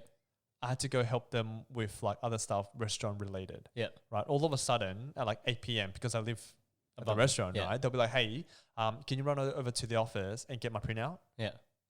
I could say no, but if Yeah. I say no, what are they going to do? Yeah. You know, Yeah. You're living Um, there, right? I'm living there. you're I kind of living had no hostage, right? choice. Yeah. Hostage, right? Yeah. And then there was like 2 months where I had to leave working bookkeeping and help them look after butcher store, right? So I had to wake up at 4:30 every Yep. morning Yep. until 3. Yep. So I would work like almost 13 hours Yep. every day for two and a half months. I was ripped though. Yeah. Yeah, like Carrying carrying carcasses. pigs, Yep. you know, chopping stuff, Yep. boxes, Yep. good exercise. Yep. But I would go to sleep at like 7. Yep. Okay. So I guess, you know, that whole journey was really interesting because that really made me change. Especially, I always say, if you're a very introvert person, Yep. very quiet, Mm. you always get picked on, Mm. you don't know how to express yourself, go work for a Chinese company Yeah. or go work at a Chinese restaurant if Yeah. you can speak Chinese. Yeah. Trust me, you'll learn so much that you'll come out as a different person. It's amazing. Yeah. Like if you ask anyone about me, back then I was like really, really quiet. Yep. I don't talk. I don't know how to crack a joke. I just like nothing. Yep. But after that, Yeah. wow, like, I Changed you. changed. Yep. I changed. Yep. I know how to. Made you more social. Well, social is one thing. Yep. But more importantly, it taught me how to read people. Yep. I knew when someone was genuine, when someone wasn't. I knew when they were lying. Yep. I knew when they were trying to take advantage of you. Mm. Back then, I didn't know. Yep. And that's where I learned it from because back then I would say yes to everything Yep. until you get backstabbed. Yeah. Right, until you do something wrong and they say, oh, no, well, Alby did it, not me. No, I Yep. didn't say anything. Yep. You know, that's when you start learning. Yep. So it's really interesting. Very interesting. Okay. And then the day that you quit, Yeah. did you have a contingency? Like, did you already have another thing? Oh, no, I lined up? actually had another job. Okay. So You know, everything was lined up. You lined it up. Okay. Right, So you didn't- everything was lined up. And I think that was one of the best years because 3 things happened. Mm. One was new job. Mhm. One was moving out Yep. of the restaurant. And the third was meeting my now wife. Okay. Yeah, so that was probably like the best year. The best year. And that was 10 years ago almost. Yep. So I'm looking in 2021, what's going to happen? Yeah. Because I believe 10-year cycles. Yeah. Okay. So it should be even better again, right? Yeah. Yeah. So okay. So what was the next job that you moved to? Amex. Amex. Okay. So from working at a restaurant Yep. to American Express, like a big corporate, Yep. and telling my family that I got a job at American Express, Yep. and for them to tell their friends that I Yeah. work at American They'll Express, pout. oh, it was such a good feeling. Mm. You know, it was a really good feeling. But then it kind of turns out that I don't like working at a big corporate. Okay. Yeah. Well, so how long were you at Amex for? 2 years. 2 years. And 2 and years. so what do you think it was that turned you off about the environment? I think back then, like, and with all due respect to American Express, because I'm working out there again now. Yeah. Okay. Yeah. Right. Yeah. Just back then, I think everything was very messy. I was part of a new team, like a pilot team, Yeah. and they didn't really have their processes, policies, systems, and measurements and everything in place. So Yep. we were kind of like toyed around. Yep. And then half the team got made redundant without telling That's why. Okay, wow. And I was one of them. Yep. It's not that I wasn't performing. I think they just kind of pulled names out of a hat. Yep. You know, half the team gone. Yep. You know, you still had underperformers there, and then some high performers that left. So, what do you think you learned out of that couple of years in corporate there? Like, was there any? So, I guess the reason why I asked that is because you're saying, you know, from having worked in that Chinese restaurant and having to do all those different things, it changed you as a person. Did you undergo any changes working in that corporate environment? It's kind of similar to the Chinese restaurant in that you can't always believe in your leaders. Obviously, your leaders are always there to motivate and encourage, right? But they have to do that because they have their own targets, right? And very often they overpromise, not that they underdeliver. It's more like they don't deliver. Yep. You know, so when you place so much trust into someone, you know, especially your manager, and then at the end of the day, they're like, "Sorry, I couldn't save you." It really hurts. Yep. You know, it really hurts. And until this day, that manager of mine, he still doesn't reply my messages. It's interesting. Do you think that could be because he feels bad? I think so. Like he texted me here and there. Yep. And then when I reply, he doesn't reply. Yeah. Okay. So because I always like to view it from the other side, right? Let's say that, you know, let's say you're in his shoes. You're the manager that has to let these people go. Yep. And irrespective of your personal relationships with them, because it's not about your personal relationships, it's about, you know, what the company requires. Yeah. And, you know, you're now tasked with letting 20 people go, some of your friends. You know, I think for anyone, it's heartbreaking. It is. Right? And so from that perspective, like, he's just the poor guy that's got to deliver the message. Yeah, but in a way, right, if you do see this particular employee as a friend, then just be honest, right? Don't kind of hide. And because as soon as you do that, the other person will start assuming why you're doing that, and they'll start jumping to conclusions, you know? Then you get that maybe they had a hand in it. Correct. You know, you get that misunderstanding. Yeah. But if you had from day one, look, I tried to save you. Yep. This is what happened. Yep. And I mean, he doesn't even work with American Express anymore. So, you know, if something did happen and he's treasured that relationship, I mean, I would go back if I was the manager and be like, hey, Alby, this is what happened. I couldn't say it back then, but now I can. Now you can, Then we would have kept that relationship. Of course. But yeah, so I think that'll be one thing that I learned. Working with big corporates is, you know, they all sound like they're there for you, but, you know, take that with a grain of salt. Yeah. Oh, in any company, right? Like in most companies, people are just numbers. You know, I always say, you know, even though I'm, you know, meant to be, you know, head of the company that I'm at, you know, if I was to, you know, touch wood, you know, get hit by a bus or something like that tomorrow, like the business would still have to operate. Yeah. You know, and this is where I take a different view in terms of, you know, the impact that I need to make. So when I go to work, the impact that I'm looking for is that, I might get hit by a bus tomorrow and the business will have to continue to operate, but it will never run the same as when I was there. Yep. Right? So that is the impact that I'm looking to make. That's your legacy. Yeah, that's what I would like to leave there for the next person or whatever the case may be. Whether I reap the reward or I don't. You know, I feel like there's a part of that. You know, that's your reputation. It's your integrity. You know, it's the kind of person that you are. You know, like that's the way that I look at it.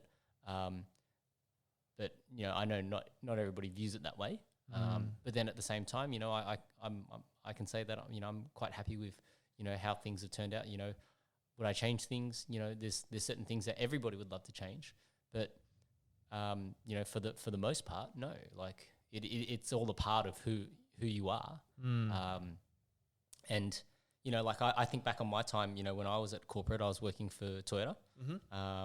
And, you know, great company, obviously multinational, huge, you know, automotive giant basically. And, you know, some of the teams that I worked with in my 5 years there were friends that, you know, or like relationships that I've created for the rest of my career.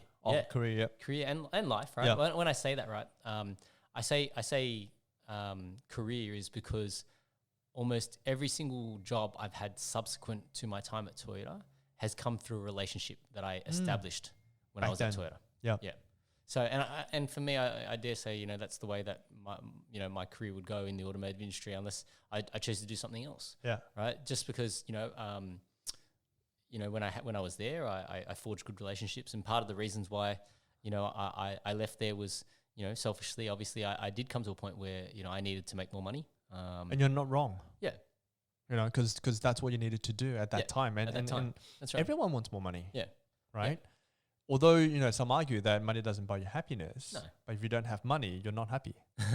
So it's kind of like, But I think you raised a really good point in that, I think the moral of your story is, I think, get out there, talk to people. Yeah.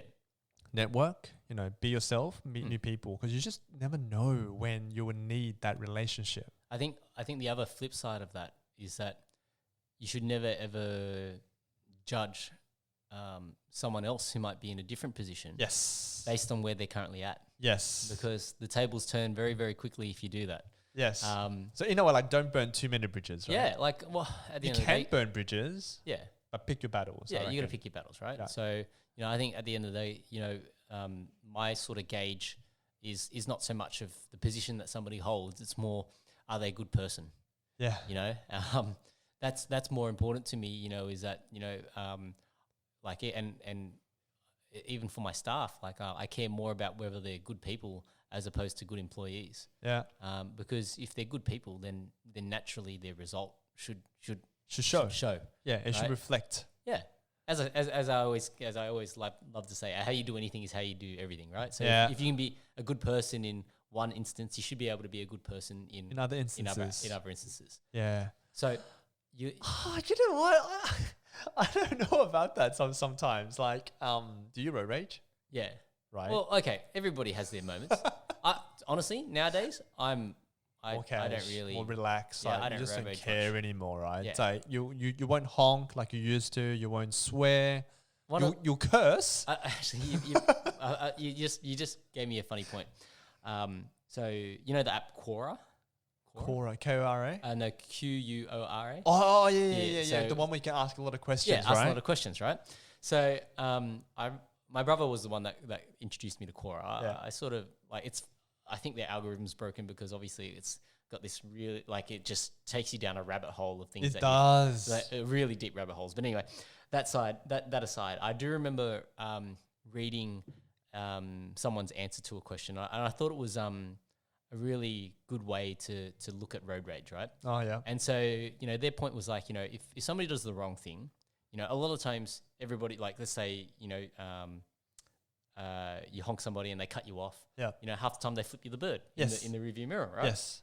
And so what he was saying was that, when you think about that action, right, it's actually an action that generally elevates, right? So when I say you elevate the tension or the anger, etc. Yes. It's self-generated. It escalates the situation, basically, right? And so he was saying, a good way to think about road rage is that when somebody makes a poor decision on the road that, could have potentially ended badly but didn't, or, you're now in a position to sort of continue your journey, rather than flip them the bird, give them the thumbs down, right? Because, and I thought about it and I go, you know what? I think this guy's right because, like when people boo you or give you the thumbs down, you feel bad. Yeah. Right? When somebody gives you their finger, I'll give them the finger. Yeah. You feel more justified. You get aggravated. You escalate as well and you go, well, you know what? Well, F you too, right? But then if you're driving around and then you make a poor decision and you know it's a poor decision. Of course. Right? And then the guy gives you a thumbs down. Yeah. You actually, like, I think it stuns people. You're like, how do you respond to that, right? Like you just sort of go, oh, yeah. I feel like a bit of a cock. Yeah, minus one. yeah. So anyway, I when we talk about road rage, like that's the thing that I think about is that somebody does the wrong thing, and you haven't gotten into an accident or anything like that. Try and help to educate them. Yeah. Rather than make them feel more justified in their decision, give them a thumbs down. Don't give them the bird. Yeah. And it's quite funny, I just think from a psychological point of view, like I think that's more impactful. And if anything, I think that allows people to reassess the decision-making process as opposed to allowing it to escalate, get angry, and then feel like, because when you get angry, your blinkers go on. Yes. And then, you feel justified in every action that you took, and, you did this because you're an idiot or this or that or whatever. Both parties have the fight face on. Exactly. And you just can't resolve anything. Yeah, yeah. It's funny though. I'm gonna try a thumbs down. Like what I've began doing is to shake my head. Yeah. Right. Rather than getting angry, I just like give them a grin. Yeah. And I shake my head at the same time. I'm just like, dude. Yeah. That's what I normally do now. Yeah. But I don't think a lot of people would actually look back in their review mirror to see what reaction you're giving them. Yeah. Even when you're parked side by side, right? You do it on purpose to make sure that they can see you. They're just trying to avoid. They ignore you because they knew that they did something wrong and they're trying to avoid, that contact. But I guess, to your point, just do, yourself a favor and not get aggravated, right? And I think that educates yourself and it rises your own EQ. Yeah. Is it EQ? Yeah, emotional. Yeah. Yep. Your emotional intelligence. And I think that that's really important in life these days. Yeah. It's to have that good emotional intelligence. So, whatever happens, you act cool. Yeah. And that also develops your own confidence. Well, once it goes past a certain point, the only person that those negative emotions are hurting are yourself. Exactly. Right? Exactly. So, once you've sort of, Understand. voiced it or vocalized it or, vented that emotion, it doesn't serve. It doesn't hurt it doesn't hurt the other person now that you're harboring that negative emotion, right? You might as well just let it go because if they've obviously moved on with their lives, you should too. Exactly. But you know what the funny thing is though, Johnny, is I kind of feel we understand that. Back in the days when we were still kids, our parents used to teach us, don't always get so angry. Be more calm. But it's now they're the ones that get aggravated very easily. We're the ones that are calming them down. I don't know if you've seen that, but I've seen that in my family. Yep. That they get aggravated so easily. About what though? Anything. Yep. Any small thing, like they could be walking and some people just walks in front of them when they're getting on the train or when they're buying stuff. Yep. And then mom starts to push and shove. Yep.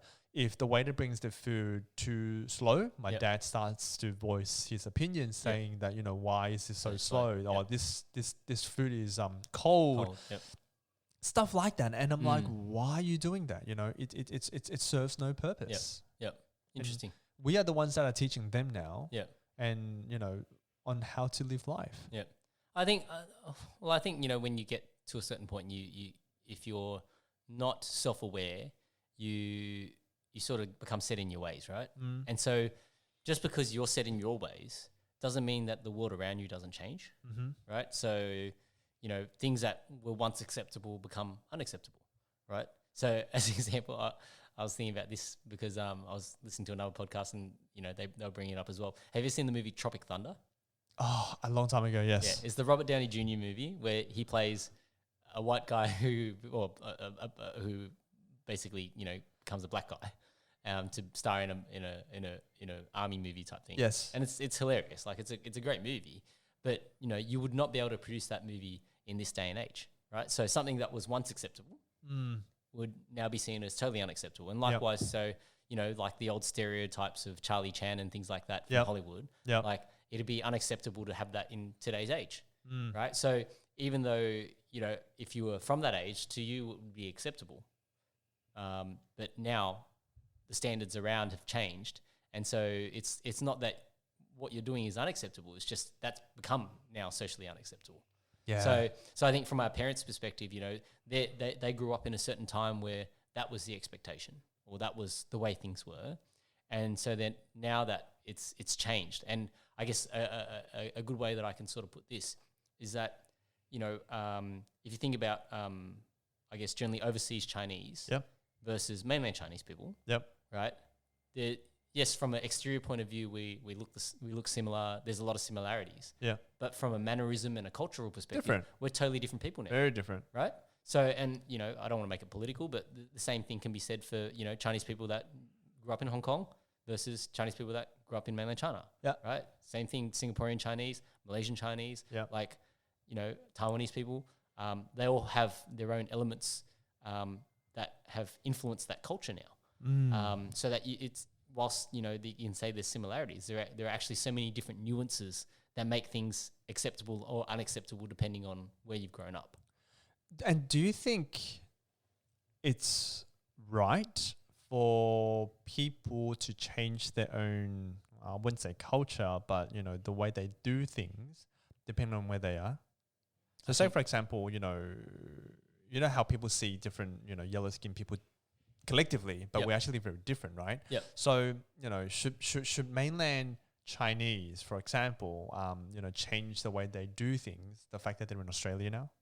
Do you think it's fair that they should change? Because I know they don't, and they don't give a shit. Yeah. But when people see them, we get associated with it. Yeah. So isn't the old saying, when in Rome, do as the Romans do? Yeah. Right. So yes. So I see. This is where I think the difference is that for us as when I say us, I mean Chinese people who have migrated. So like my parents, as an example, and your parents would have been an example as well, where they've assimilated into Australian culture, right? So there wasn't really a thing where you come in and you think that you're just going to be able to do the same things. Like you still sort of try and blend in. Yep. Right. And I think now it's like, people want to be individuals or whatever, or they just, focus on their own small core group and they don't really get out and actually experience it. Because that's like saying, there's only one way when there's so many different ways, right? So there's no right or wrong way in this particular instance. I don't think so anyway. Yeah. But I think it's about having that openness in your attitude to accept it, right? So there are guys that would probably embrace Australian culture, like Chinese guys who've come over and love the lifestyle and embraced it, right? And some just don't. And there are others that will be like, I hate this place, I just want to go home, right? But they're here for study or whatever the case may be. For whatever reason. Yeah, for whatever reason, right? Like so there's no, I don't think there's a right or a wrong with that. I just think it's just all up to the individual as to their own preferences, and I think when you're in a different place, it changes you. I think for any younger person, one of the best things they can do is travel, because travel to me isn't like when I say travel, I don't mean like just go on a holiday. I actually mean experience the culture. Because those things will actually provide you with experiences that shape your life, right? Yeah. So just like when we're talking about you working at Amex and then going through that redundancy, like that changed you as a person, right? Likewise, working in the Chinese restaurant, it changed you as a person. So after Amex, what happened then? Like after Amex, the first time. After Amex, jobless for... Actually, no. Now that I remember. So have you watched the movie The Internship? The Internship. It Sounds was... what's his name? Will Ferrell. And the other guy that his nose looks broken. Matthew McConaughey? No, the other one. Owen Wilson. Oh, Wilson. Yes. So it was about them, really old guys. Yep. Going to Google. Working at Google. Yeah. So I watched that movie. Yeah. And I was like, shit, Google's actually a pretty damn cool company to work for. Yeah. Why am I working at American Express? Why am I being so upset? Yeah. So after watching that movie, I kind of said to myself, you know what? Everyone should do something that they want to do. Yeah. Work with the company not because it gets paid well, but because you're happy there. Everything back then was me trying to be happy. Because I do believe that if you're happy, everything just becomes as smooth, silky smooth. Yep. So then I went home. And I went to Google Careers, Sydney, and then I had a look at the list and I was like, shit, everything's like engineering, programming, software, cloud, everything. I was like, I've got no experience. Yep. Shit. So then I was like, okay, well, what should I do, right? I was like, okay, well, let's go. Best companies to work for, Sydney, 2006, 16 or 15, forgot when. Yep. Or 13. And no, 2012, right? Okay. Best company to work with, Sydney, boom. First hit, guess what? Google. Okay. Fine. Second hit, e-web marketing. Okay. Interesting. Okay, so let's go on e-web marketing. Let's see what the hell this place is. To become second after Google must be pretty damn good. Yep. Googled it. I was like, wow, it's got table tennis, PlayStations, couches, a dog sleeping area, massage chairs. It's an internet company. Yep. Hey, maybe this could be a stepping stone for Google. Yep. So I applied, didn't reply. I was Yep. like, damn it. I think it's like bloody, top company is so hard to work with, right? Yep. So then I chased. Yep. Eventually, I got a tour of the office. Yep. Look, long story short, I got the role. Yeah. And that's how I met your wife. Okay. Okay. Right? Yeah. Yeah. And so yeah, that was what happened. Okay. And then I just worked there. Wait, so when you were chasing, was there a particular job you were going for, or you were just? There wasn't. No, sorry. Yes. They just said if you think you're a superstar, Yep. send us an email with your resume. Okay. And I was like, of course I'm a superstar. What do you Yeah, mean? So yeah. send them my resume. So there was no defined role. There wasn't any defined role. And then actually, this is quite interesting too. So went for a tour. Yep. They said they'll get back to me. And then they eventually got back to me because there was a particular role that they were opening. Okay. And they thought I might do well in it because it was an account management related role. Yep. Anyway, so then I went in and I had an interview with their CEO. And that was the first time I ever experienced a pen test. Yep. So I've heard of pen testers in movies and Yep. whatnot. I never knew that I would actually get given a pen test. Yeah. And that interview was one of the most intensive interviews I've ever had in my life. Okay. After that interview, I walked out. I had a headache. Yeah. I stood outside the company for like 10 minutes, just kind of like sinking in what the hell just happened. Yeah. So 'Cause it was a written examination. it wasn't a written, no. So it was a normal Face-to-face, face to face with one person. At that time, it was he did HR, right? Yep. And then all of a sudden, the CEO came in, Yep. introduced himself, sat himself down, asked me a few questions, and then he took out a pen, laid it on the table, and said, "Have you heard of the pen test?" Yep. And I was like, yeah. Are you planning to tell me to do a pen test right now? He goes, yeah. Here's a pen. I want you to sell me this pen. You don't have to do it right away. You can have some time, think about what you want to do. Yep. And when you're ready, let us know. Yep. So the three of us just sat there in silence for like 5 minutes. Mm. Me holding the pen, not really analyzing it, just thinking to myself, what the fuck? Yep. Am I really needing to do this? Like, is this a test? Very Like, the Wolf of Wall Street moment. it was really weird. Anyway, so then I tried to sell Okay. him the pen. Every single time I asked him something, it was like, no, I don't like it. And I was like, wow, he's a dickhead. Like, he's trying to give me a hard time. Yeah. Anyway, so then that lasted for like 20 minutes. So I tried to sell him that fucking pen for like 20 minutes. Yeah. And then after the whole thing, they were like, hey, do you have any more questions? I was like, no. Then they gave each other a high five. And that was the end of the interview. And I was like, did they just high five each other? This is so weird. Like, I've never been to an interview where afterwards. So you failed to sell them the pen, Yeah. and then they were high fiving. Yeah. And I'm like, what is this? Like, interesting, like weird, right? Yeah. And so I was so confused. Okay. Like, it was intense. Yeah. It was really intense. And I left and thinking, what just happened? Yeah.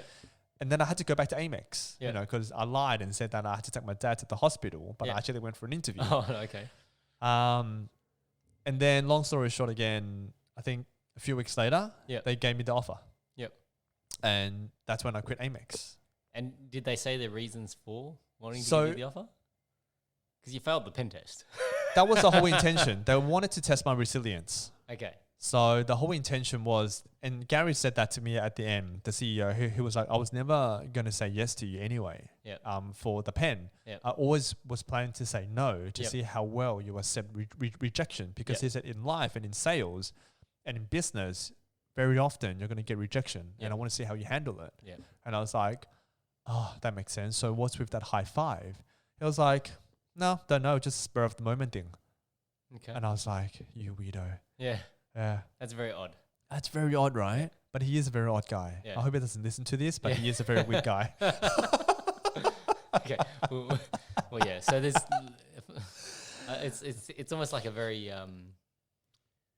like in my office, none of the guys, we don't high five or ring bells or anything like that when sales are done. It's part of business, right? Like we're we move on. But high fiving was a culture back at eWeb. Yep.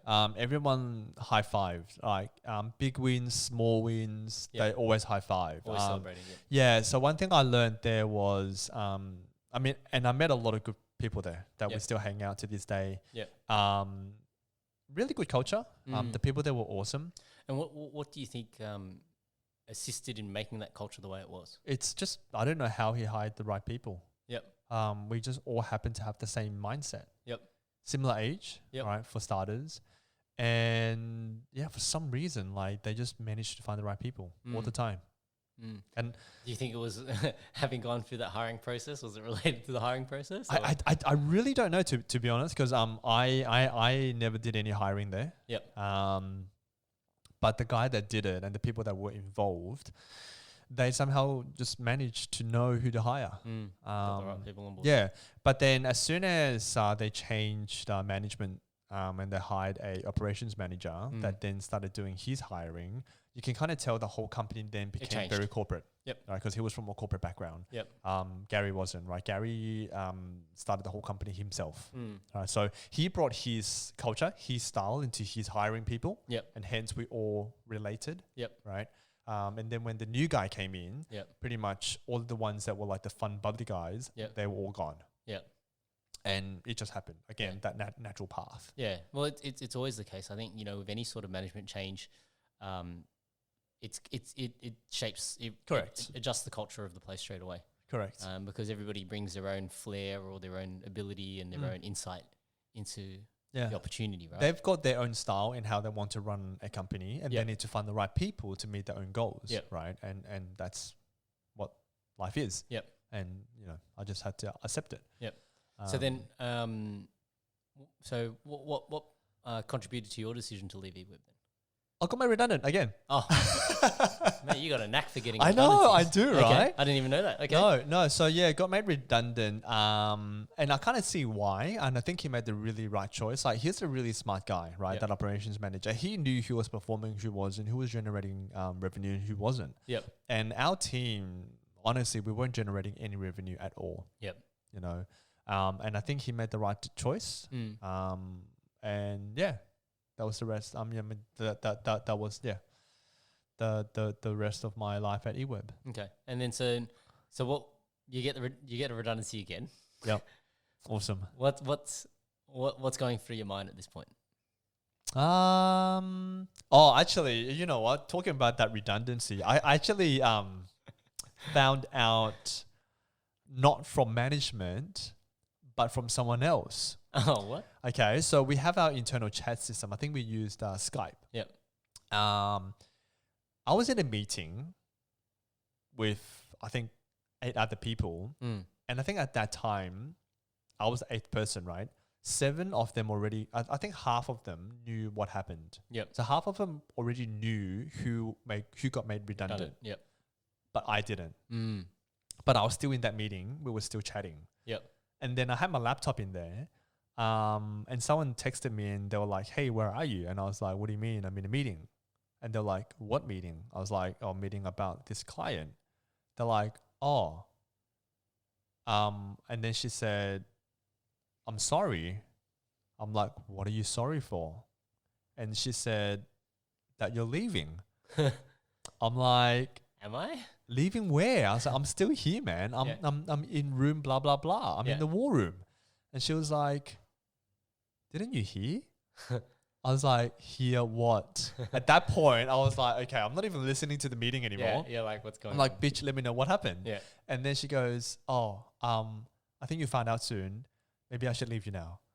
And then she went offline. Oh, worst way to find out. I know, right? So then I came out of the room, and then you can see everyone was like really, really serious. People were on edge. And I saw the person that messaged me in the back corner. She was kind of like looking at me, and I looked at her, and then she looked away. Yeah. That's when I kind of knew something happened, right? And then within like 10 minutes, we were all got called into a room. Yeah. And then, Everyone? Or the people that got made redundant. Okay. Yeah. So then the news broke. Yeah, wow. And then I was like, wow, well, thank you for letting me know after. Yeah, after you've done the client meeting. Yeah, and after everyone else knew what was happening. Yeah. So that was his style. Okay. Yeah, fair enough. Yeah. Okay. So then, so how did you decide what to do next after that? I didn't. I had no idea what to do anymore at Yep. that point in time. I didn't really want to find another job. I kind of wanted to have like a little break. Because I kind of felt like I really needed to know what I wanted to do first. Yep. Before just kind of like jumping in. Because up until that point in time, everything kind of just happened. Like I just found a job because of something happened. Yep. Right. I wanted to go to. I got Amex because I didn't want to live in that hole anymore. Amex got made redundant, forced me to find another job. Yep. And I happened so because I watched a movie. Yep. But now there was no triggers. Nothing really happened. Until 3 months later, someone goes, hey, do you want to help me start up this company? Yep. So again, I was given that opportunity. Yep. I wasn't actively looking. Yep. And that's when I helped up to start up a startup, a mobile app. Very, very small company. Yep. Not much capital. Yep. Worked long hours. Got paid peanuts. Yep. But I did that because of a friend, because he was one of the investors and he wanted someone that he trusted to help start up this company, which makes sense. And I respect that guy. Yep. And that's why I was there for 10 months to help start up a company.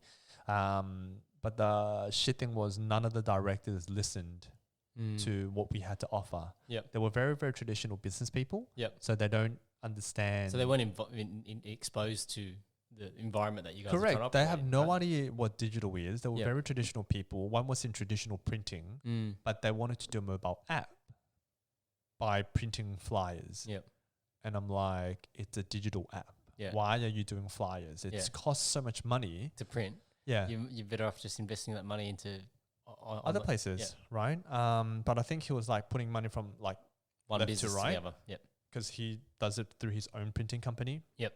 So anyway, I mean, then for the next 10 months, given that opportunity to help start up this startup, to a point where I said to my friend, I was like, you know what? Honestly, I don't think anything that I do is going to help you anymore. You know, the company's collapsing. I'm sure you can tell. And there's really no point in me staying here. I said, there's really, really no point. And then he kind of just agreed. And he said, you know what? Quit. And then I quit. And so his investment was gone. Gone. So he said, look, I said, look, I'm sorry that I couldn't help anymore. He understood what happened. And he said, look, how I think of it, he said, was it's not that I lost money. I'm glad that I helped support a friend for 10 months. I was like, wow, that's very sweet. I said, that's very sweet of you. Okay. But yeah, I mean, he's quite loaded anyway. Okay. And then after that, I got headhunted. Given another opportunity. Because through that app company, I did a product launch, did a presentation that someone really, really liked. And the person's partner runs a presentation agency and saw the way I presented and said, hey, maybe you should chat to my husband. And then I had a chat with the husband and then I got another job. Yeah. And it was interesting how I got that job though. He said, hey, come and have a chat.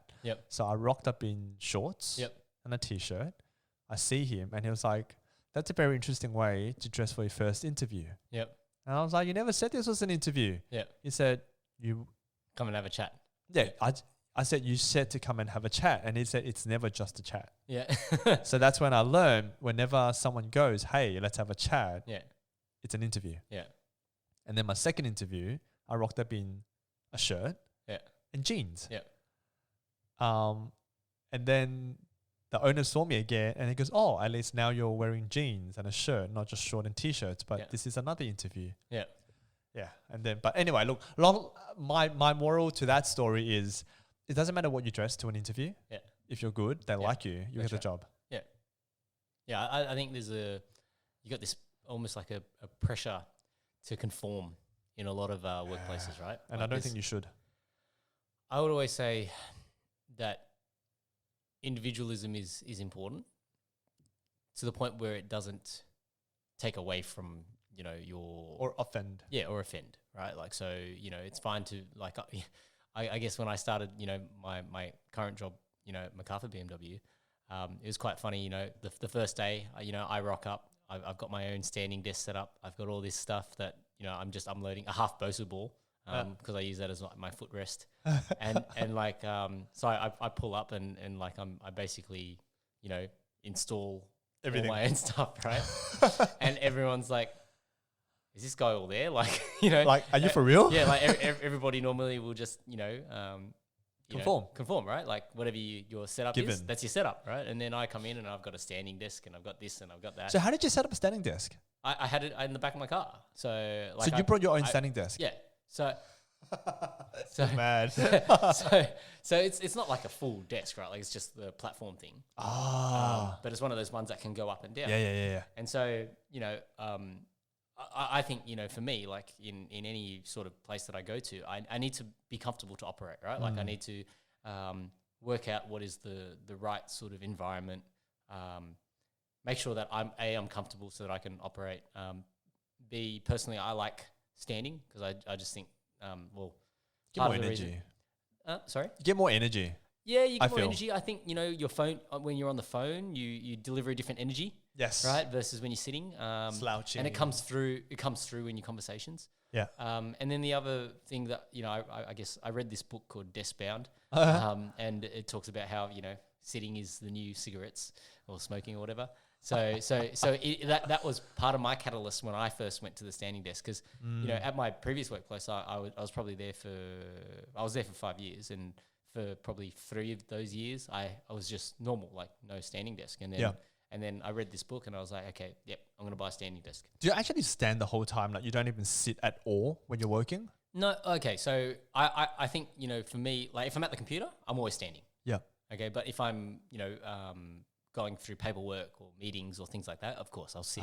Okay. Right. So, so even now, like even in the last week, I've just, you know, sort of, done some furniture changes just to make things a bit more comfortable because, you know, having a standing desk on top of a computer desk type thing, it was just very awkward to have meetings because, you know, like if I stand behind there, I got a big monitor in my face, you know, you can't really see people. So then I would sit, and because of the desk is like a rectangular desk. Yeah. So I'd end up sitting on like the end of like towards the end of the desk. And so you can kind of see so I can at see an angle. people, right? Yeah. So then in the end, I had to like, you know, funnily enough, the staff were saying, you know, in the time that I've been there, they haven't seen so much furniture move around the dealership in the previous years of operation, right? Yeah. But I just, you know, I'm going through that process of trying to, you know, make it a comfortable environment so that I can operate as efficiently as possible. Yeah, of course. Right. And so for me, you know, like, I think, you know, you have to be comfortable. Yes. Right. Because if you don't feel comfortable, then you feel like a fraud anyway, right? You're not going to be authentic in how you approach things or how you problem solve and how you know, approach anything that you need to do. So that's part of the reason why, you know, I'm comfortable standing. So when I use my computer, I stand. If I have a meeting, now I've got a round table in my office so I can actually do a proper meeting. Nice. And then it's funny because like the walls in my office are all glass. Yeah. Right. So I've got basically 4 walls of glass and then a door. Yeah. And on the glass is generally there's lots of scribble all over the glass because when I do training and all that sort of stuff, I'm writing things. Yeah. So it's like almost like I think there's a scene in The Simpsons where, you know, they're in the crazy place or whatever, and then the lightning flashes and you can see the writing all around. Yeah. That's like what my office is. It's like a maniac. More. It's like So it's just like all these handwritten ramblings of all the things that I've gone through with different people and you know, to-do lists and that sort of stuff. Very unique, very different. Yeah. Right. And like you said, not many people accept that. They see it as really weird and just not right. Yeah. But I think here and there you need to be who you are and let people know that you are different. Yeah. That's how you can make a change and, you know, difference to the company. Yeah. Well, even from a lunch perspective, like, you know, I've got this little steamer cooker thing and because Andrew would like, you know, pack me like a dish. Lunchbox. Yeah, lunchbox type thing. Yeah. And then I'd go in the morning and I'd put water in it and I'd steam my food. In your office? No, not in my office. Okay, in the kitchen. In the kitchen, right? Like never in my area. office. But like, you know, I do all these sort of weird things that people would go, what is this guy doing? But at the same time, they can't really say much because you're kind of like, you know. I'm the boss, so. Exactly. You know? So I'm okay from that perspective. Exactly. It's only the directors that look at me and go, this guy's weird. Yeah. Who did you hire? You know? I'm sure they probably have those conversations. Yeah. But okay, so from a personal life standpoint, you know, so 10 years ago, you met your now wife, Yeah. right? Did you know at the time that this is where it would go? No one would know back then. Yep. Honestly, like, I think with anyone, any new relationship, you don't think that far. Obviously, depends on your age, right? I mean, if you're like in your mid-30s and you're a female, obviously you want to get married ASAP. Yep. Right. But back when you're like 20s or like mid-20s, no one thinks about, I'm going to marry this one. Yep. So it's all trial and error, test, measure, learn. You just don't know. So then at what point did you have that realization then that, hey, we're going to progress this, or did it happen naturally, or was it a conscious decision? No, so we broke up twice. Yep. At the first 9 months, I broke it off. Yep. I basically said to her, because before I dated her, I was single for 2 years. Yep. And then before that, I was in a relationship for 7 years, like 2 relationships back to back for 7 years. Yep. Then met her 2 years after, then went up for 9 months. And I kind of got not bored, but I got kind of lost. Yep. Because I was so used to my single life, and now all of a sudden there's another person. I kind of felt like I lost a bit of freedom. Yep. I thought I had to report to people, responsibility, accountability. It got a bit overwhelming. So I said to her, you know what, let's end it. And then after that, I asked her back. Yep. After 9 months, and then we were like really solid. Yep. For 3.5, 4 years. Yep. Really, really solid. And then I was like, don't worry, you know what? In 2 years, I'm going to marry you. And then 2 years after, I said, give me another 2 years and I'll marry you. And then after those 2 years, we had another conversation, and, getting married was really scary to me at that time. I was again really, really lost. Why do you think it was scary to you? Because everything becomes, shared, right? You got to get a house, you got to move out, you got to live together, you're going to share your finances. Everything's going to be a lot more transparent than what it is right now. Yep. So do you think that you were? I was not there matured. things that you were hiding from her at that point in time, or? I don't think I was hiding anything. Yeah. I actually know I was hiding my credit card debt. Yeah. Because I didn't want her to know how much debt I had. Yep. And that I didn't have a lot of savings, because she's like debt free. Like she paid off her HECS and everything. Like she's awesome at that. And I'm really, really bad at it. Yep. And to me, there's a bit of traditional thinking in me, in that, if I'm the man of the house. Yeah, you're embarrassed. Embarrassed. I'm sure I should be the one looking after you, not you looking after me. Yep. So I was like embarrassed, and I wasn't matured in my thinking. I was still kind of like thinking, oh, I don't know. Yes, maybe, no. And then I broke it off again. Okay. That was a really hard breakup. Yep. Really hard breakup. And then we broke it off for 9 months. Yep. And during those 9 months, I went to work in Shanghai. Yep. For almost 2 months by Shanghai? myself. Okay. Yep. And what were you doing there? I was looking, so Powerful Points, that design company. Yep. That had an office in Shanghai, and I was replacing one of the account managers there. Yep. That really gave me an opportunity to think. And to your point, you should go around traveling. Yep. And explore. Yep. And that's what I did. Yep. I had a really good time there alone, thinking. Like, I didn't go out. People were like, yeah, bullshit, you didn't go out, man. Yep. You know what? You were single, you're by yourself, you were in Shanghai, expat. Yeah. You didn't go out. Yeah. And I was like, I had nowhere to go. I was like lost in life. Yeah. Mandarin wasn't good. Yep. Right. I didn't have, WeChat Pay, Alipay. Yeah. No one accepts cash there. And I was like, man, you know what? Every day after work, I just locked myself back in my Airbnb. Yeah. And I was just ordering delivery. Yep. And I was just watching stuff on TV. Yep. That gave me time to think. Yeah. And again, that was another turning point in my life. Yep. And I started getting a lot more mature in my thinking, in life in general. How I work, how I treat people, how I treat my family, relationship. Thinking about when do I want to get married? When do I want to get kids? Do I want financial success? What's my career path look like? Yep. That gave me time to think, because I had nothing else to do. Yeah. Right. I was locked up in 4 walls. So then came back to Australia, and then during that time, I started texting her again. Minyi, and I was like, what are you doing? How are you? What should I have for dinner? I don't know where to go. Blah blah blah. And I just wanted to start giving her the hint that, I'm back. Yep. Are you still interested? Yep. And then eventually I said to her, hey, can we get back together? Right? I had to break that question. Like, I couldn't wait anymore. Yeah.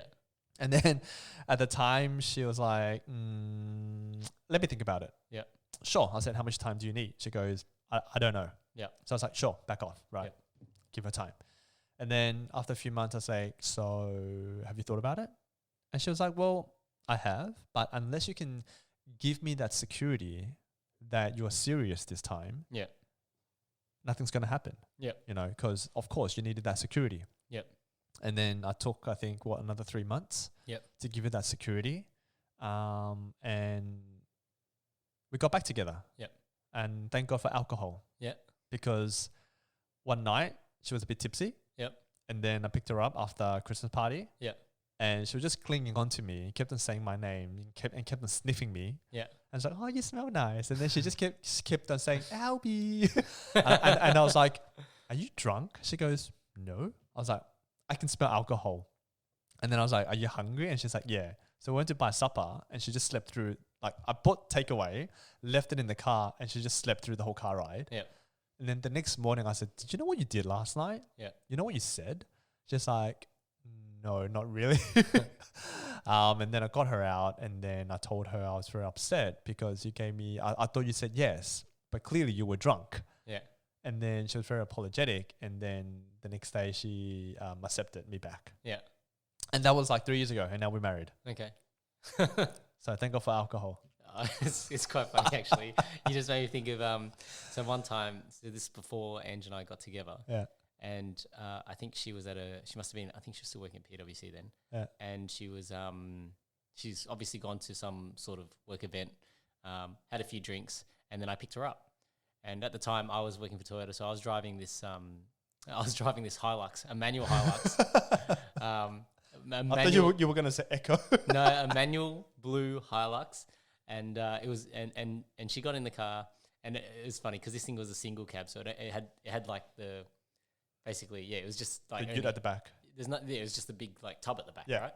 And she got in the car, and then she was drunk, so she grabbed onto my hand, all right, and then like, so I had to drive this car With her hand on the gear one-handed. stick. Yeah, like so my right hand I had to like operate the gears.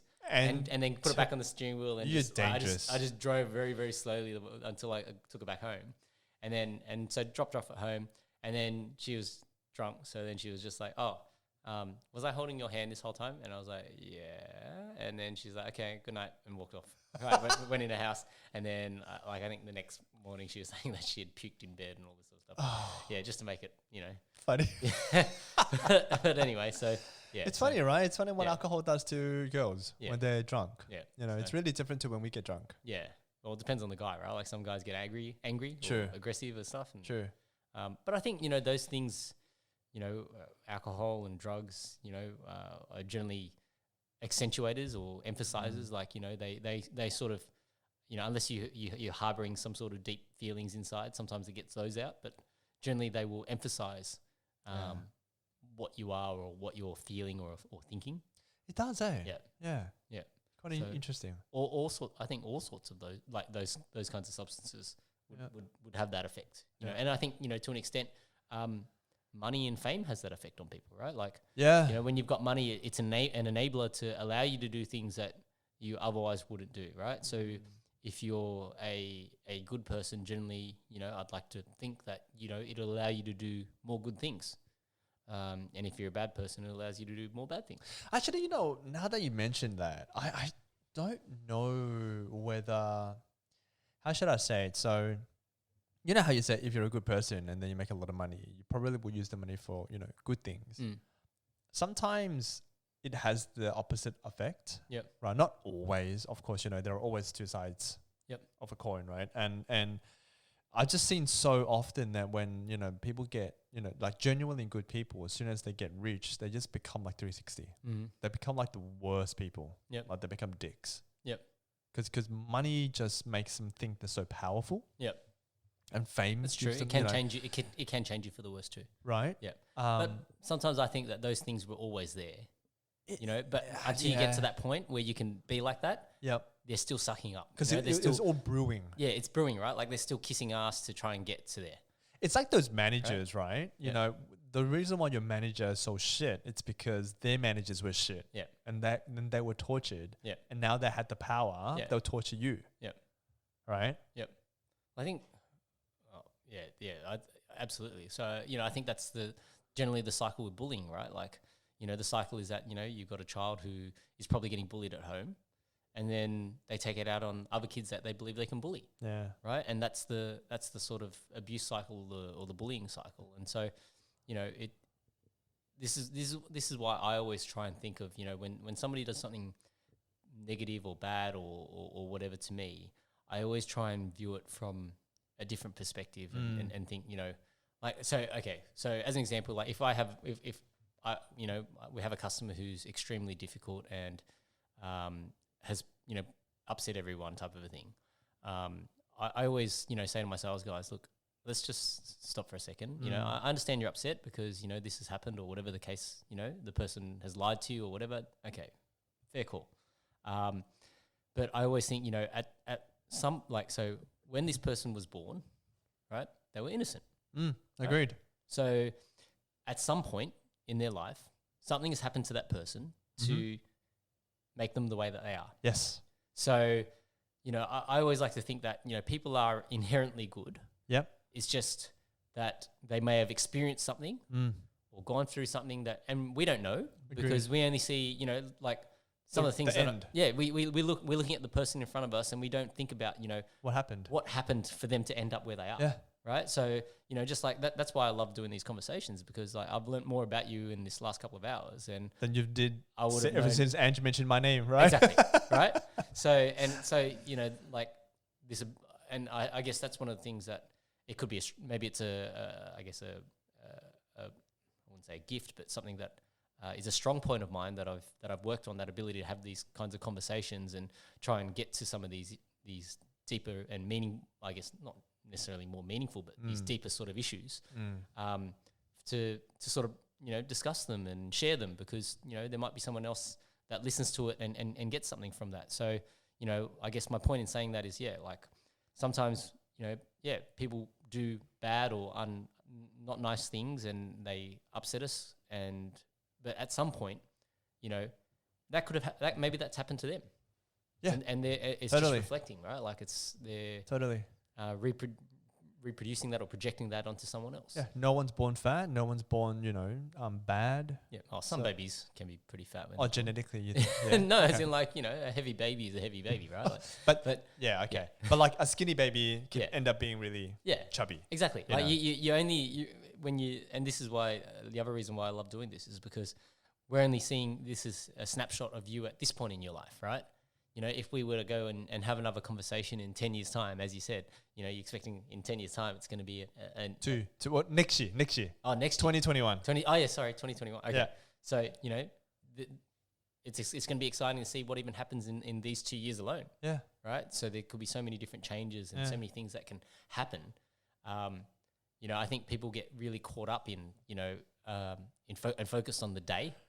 Yes. And then when you focused on the day, then it feels like a grind, or that, you know, you can't see your way through because you're so focused and so short-sighted. Yeah. That, you know, what happens in a year's time or 2 years' time or 5 years' time. If you were to ask me, you know, 5 years ago, would I be where I am now? I wouldn't be able to tell you. You know, there was only a point when I was, like I said, you know, before, so after I'd left Toyota, that was back in 2011, I still knew what my next steps were, right? And then come 2012, when I did get that opportunity to run an automotive business at that point in time, I didn't know what my next step was anymore, right? And I was lost. And then now it's like, if you ask me what my next step is now, I can't tell you. I'm just enjoying the ride. Yeah. You know, I'm just enjoying what I do. You know, trying my best to be as helpful as I can and train people and develop people and share these kinds of experiences so that, you know, if there is any sort of learning that people can draw from what I've done or what I've experienced or what other people have done, then that's all That's beneficial. I'm doing. Yeah, This is your prime time, man. Yeah. Like I always say, men's prime time's between 30 and 40. I don't even think that's necessarily a prime time anymore. If you think that average age that somebody lives to now Yeah. is probably say between maybe 80 to 100, right? 40's only the halfway point. Age is just a number. Yeah. Right? It's how you tell yourself, it's your mindset. Yeah. So what I was going to say before was, I think when you label podcast Yep. and you sit someone in front of yourself with a microphone and you ask questions, Yep. like you said, right, it might not be deep and meaningful, but you get a lot more out of them than if you were just sitting on a couch in front of a TV asking them the same set of questions. Yeah. It's really interesting. It's got focus. Exactly. Yep. And I think it'll be a really good exercise, like you said, in a few years' time, Yep. to then ask the same people that you've asked Yep. to come back. Yep. It'll be interesting to see what they have done. Yeah. And I really think you should keep doing this. Yeah. Yeah. Well, I always say it's, regardless of where you've been or what you've done, if at some point you have to put that that marker in the sand to say from this day going forward, this is what I'm focused on. Right. And so, up until that point, nothing else matters. Yeah. Right. All that past history, all those previous, issues or whatever, they're done. Let it go. It is done. Right. It doesn't change anything now. So that's what, like, I guess, from an element that, in talking about how, people can change, the moment that you decide that, okay, from this point forward, this is what my minimum acceptable standard is, and you hold yourself to account to that, then, you're bound to get a different action or reaction from that. So, man, we just smashed out a couple of hours without even trying. So, wow. I'm a bit so time to go home and make dinner. Yeah. So thank you everyone for listening. No, I appreciate it, dude. If people want to find you, how would they find you? For MC duties? Hurstville. Just come to Hurstville. You see me at the yoga shops. Okay. Well, if people want to find Alby, you can hit me up, and more than happy to pass on his details. So, quality MC for English, Cantonese, Mandarin, not Mandarin, but let's just stick with Cantonese and English for now. Yeah. All right. So we'll leave it there. Thank you, everyone. Legend. Take care, guys.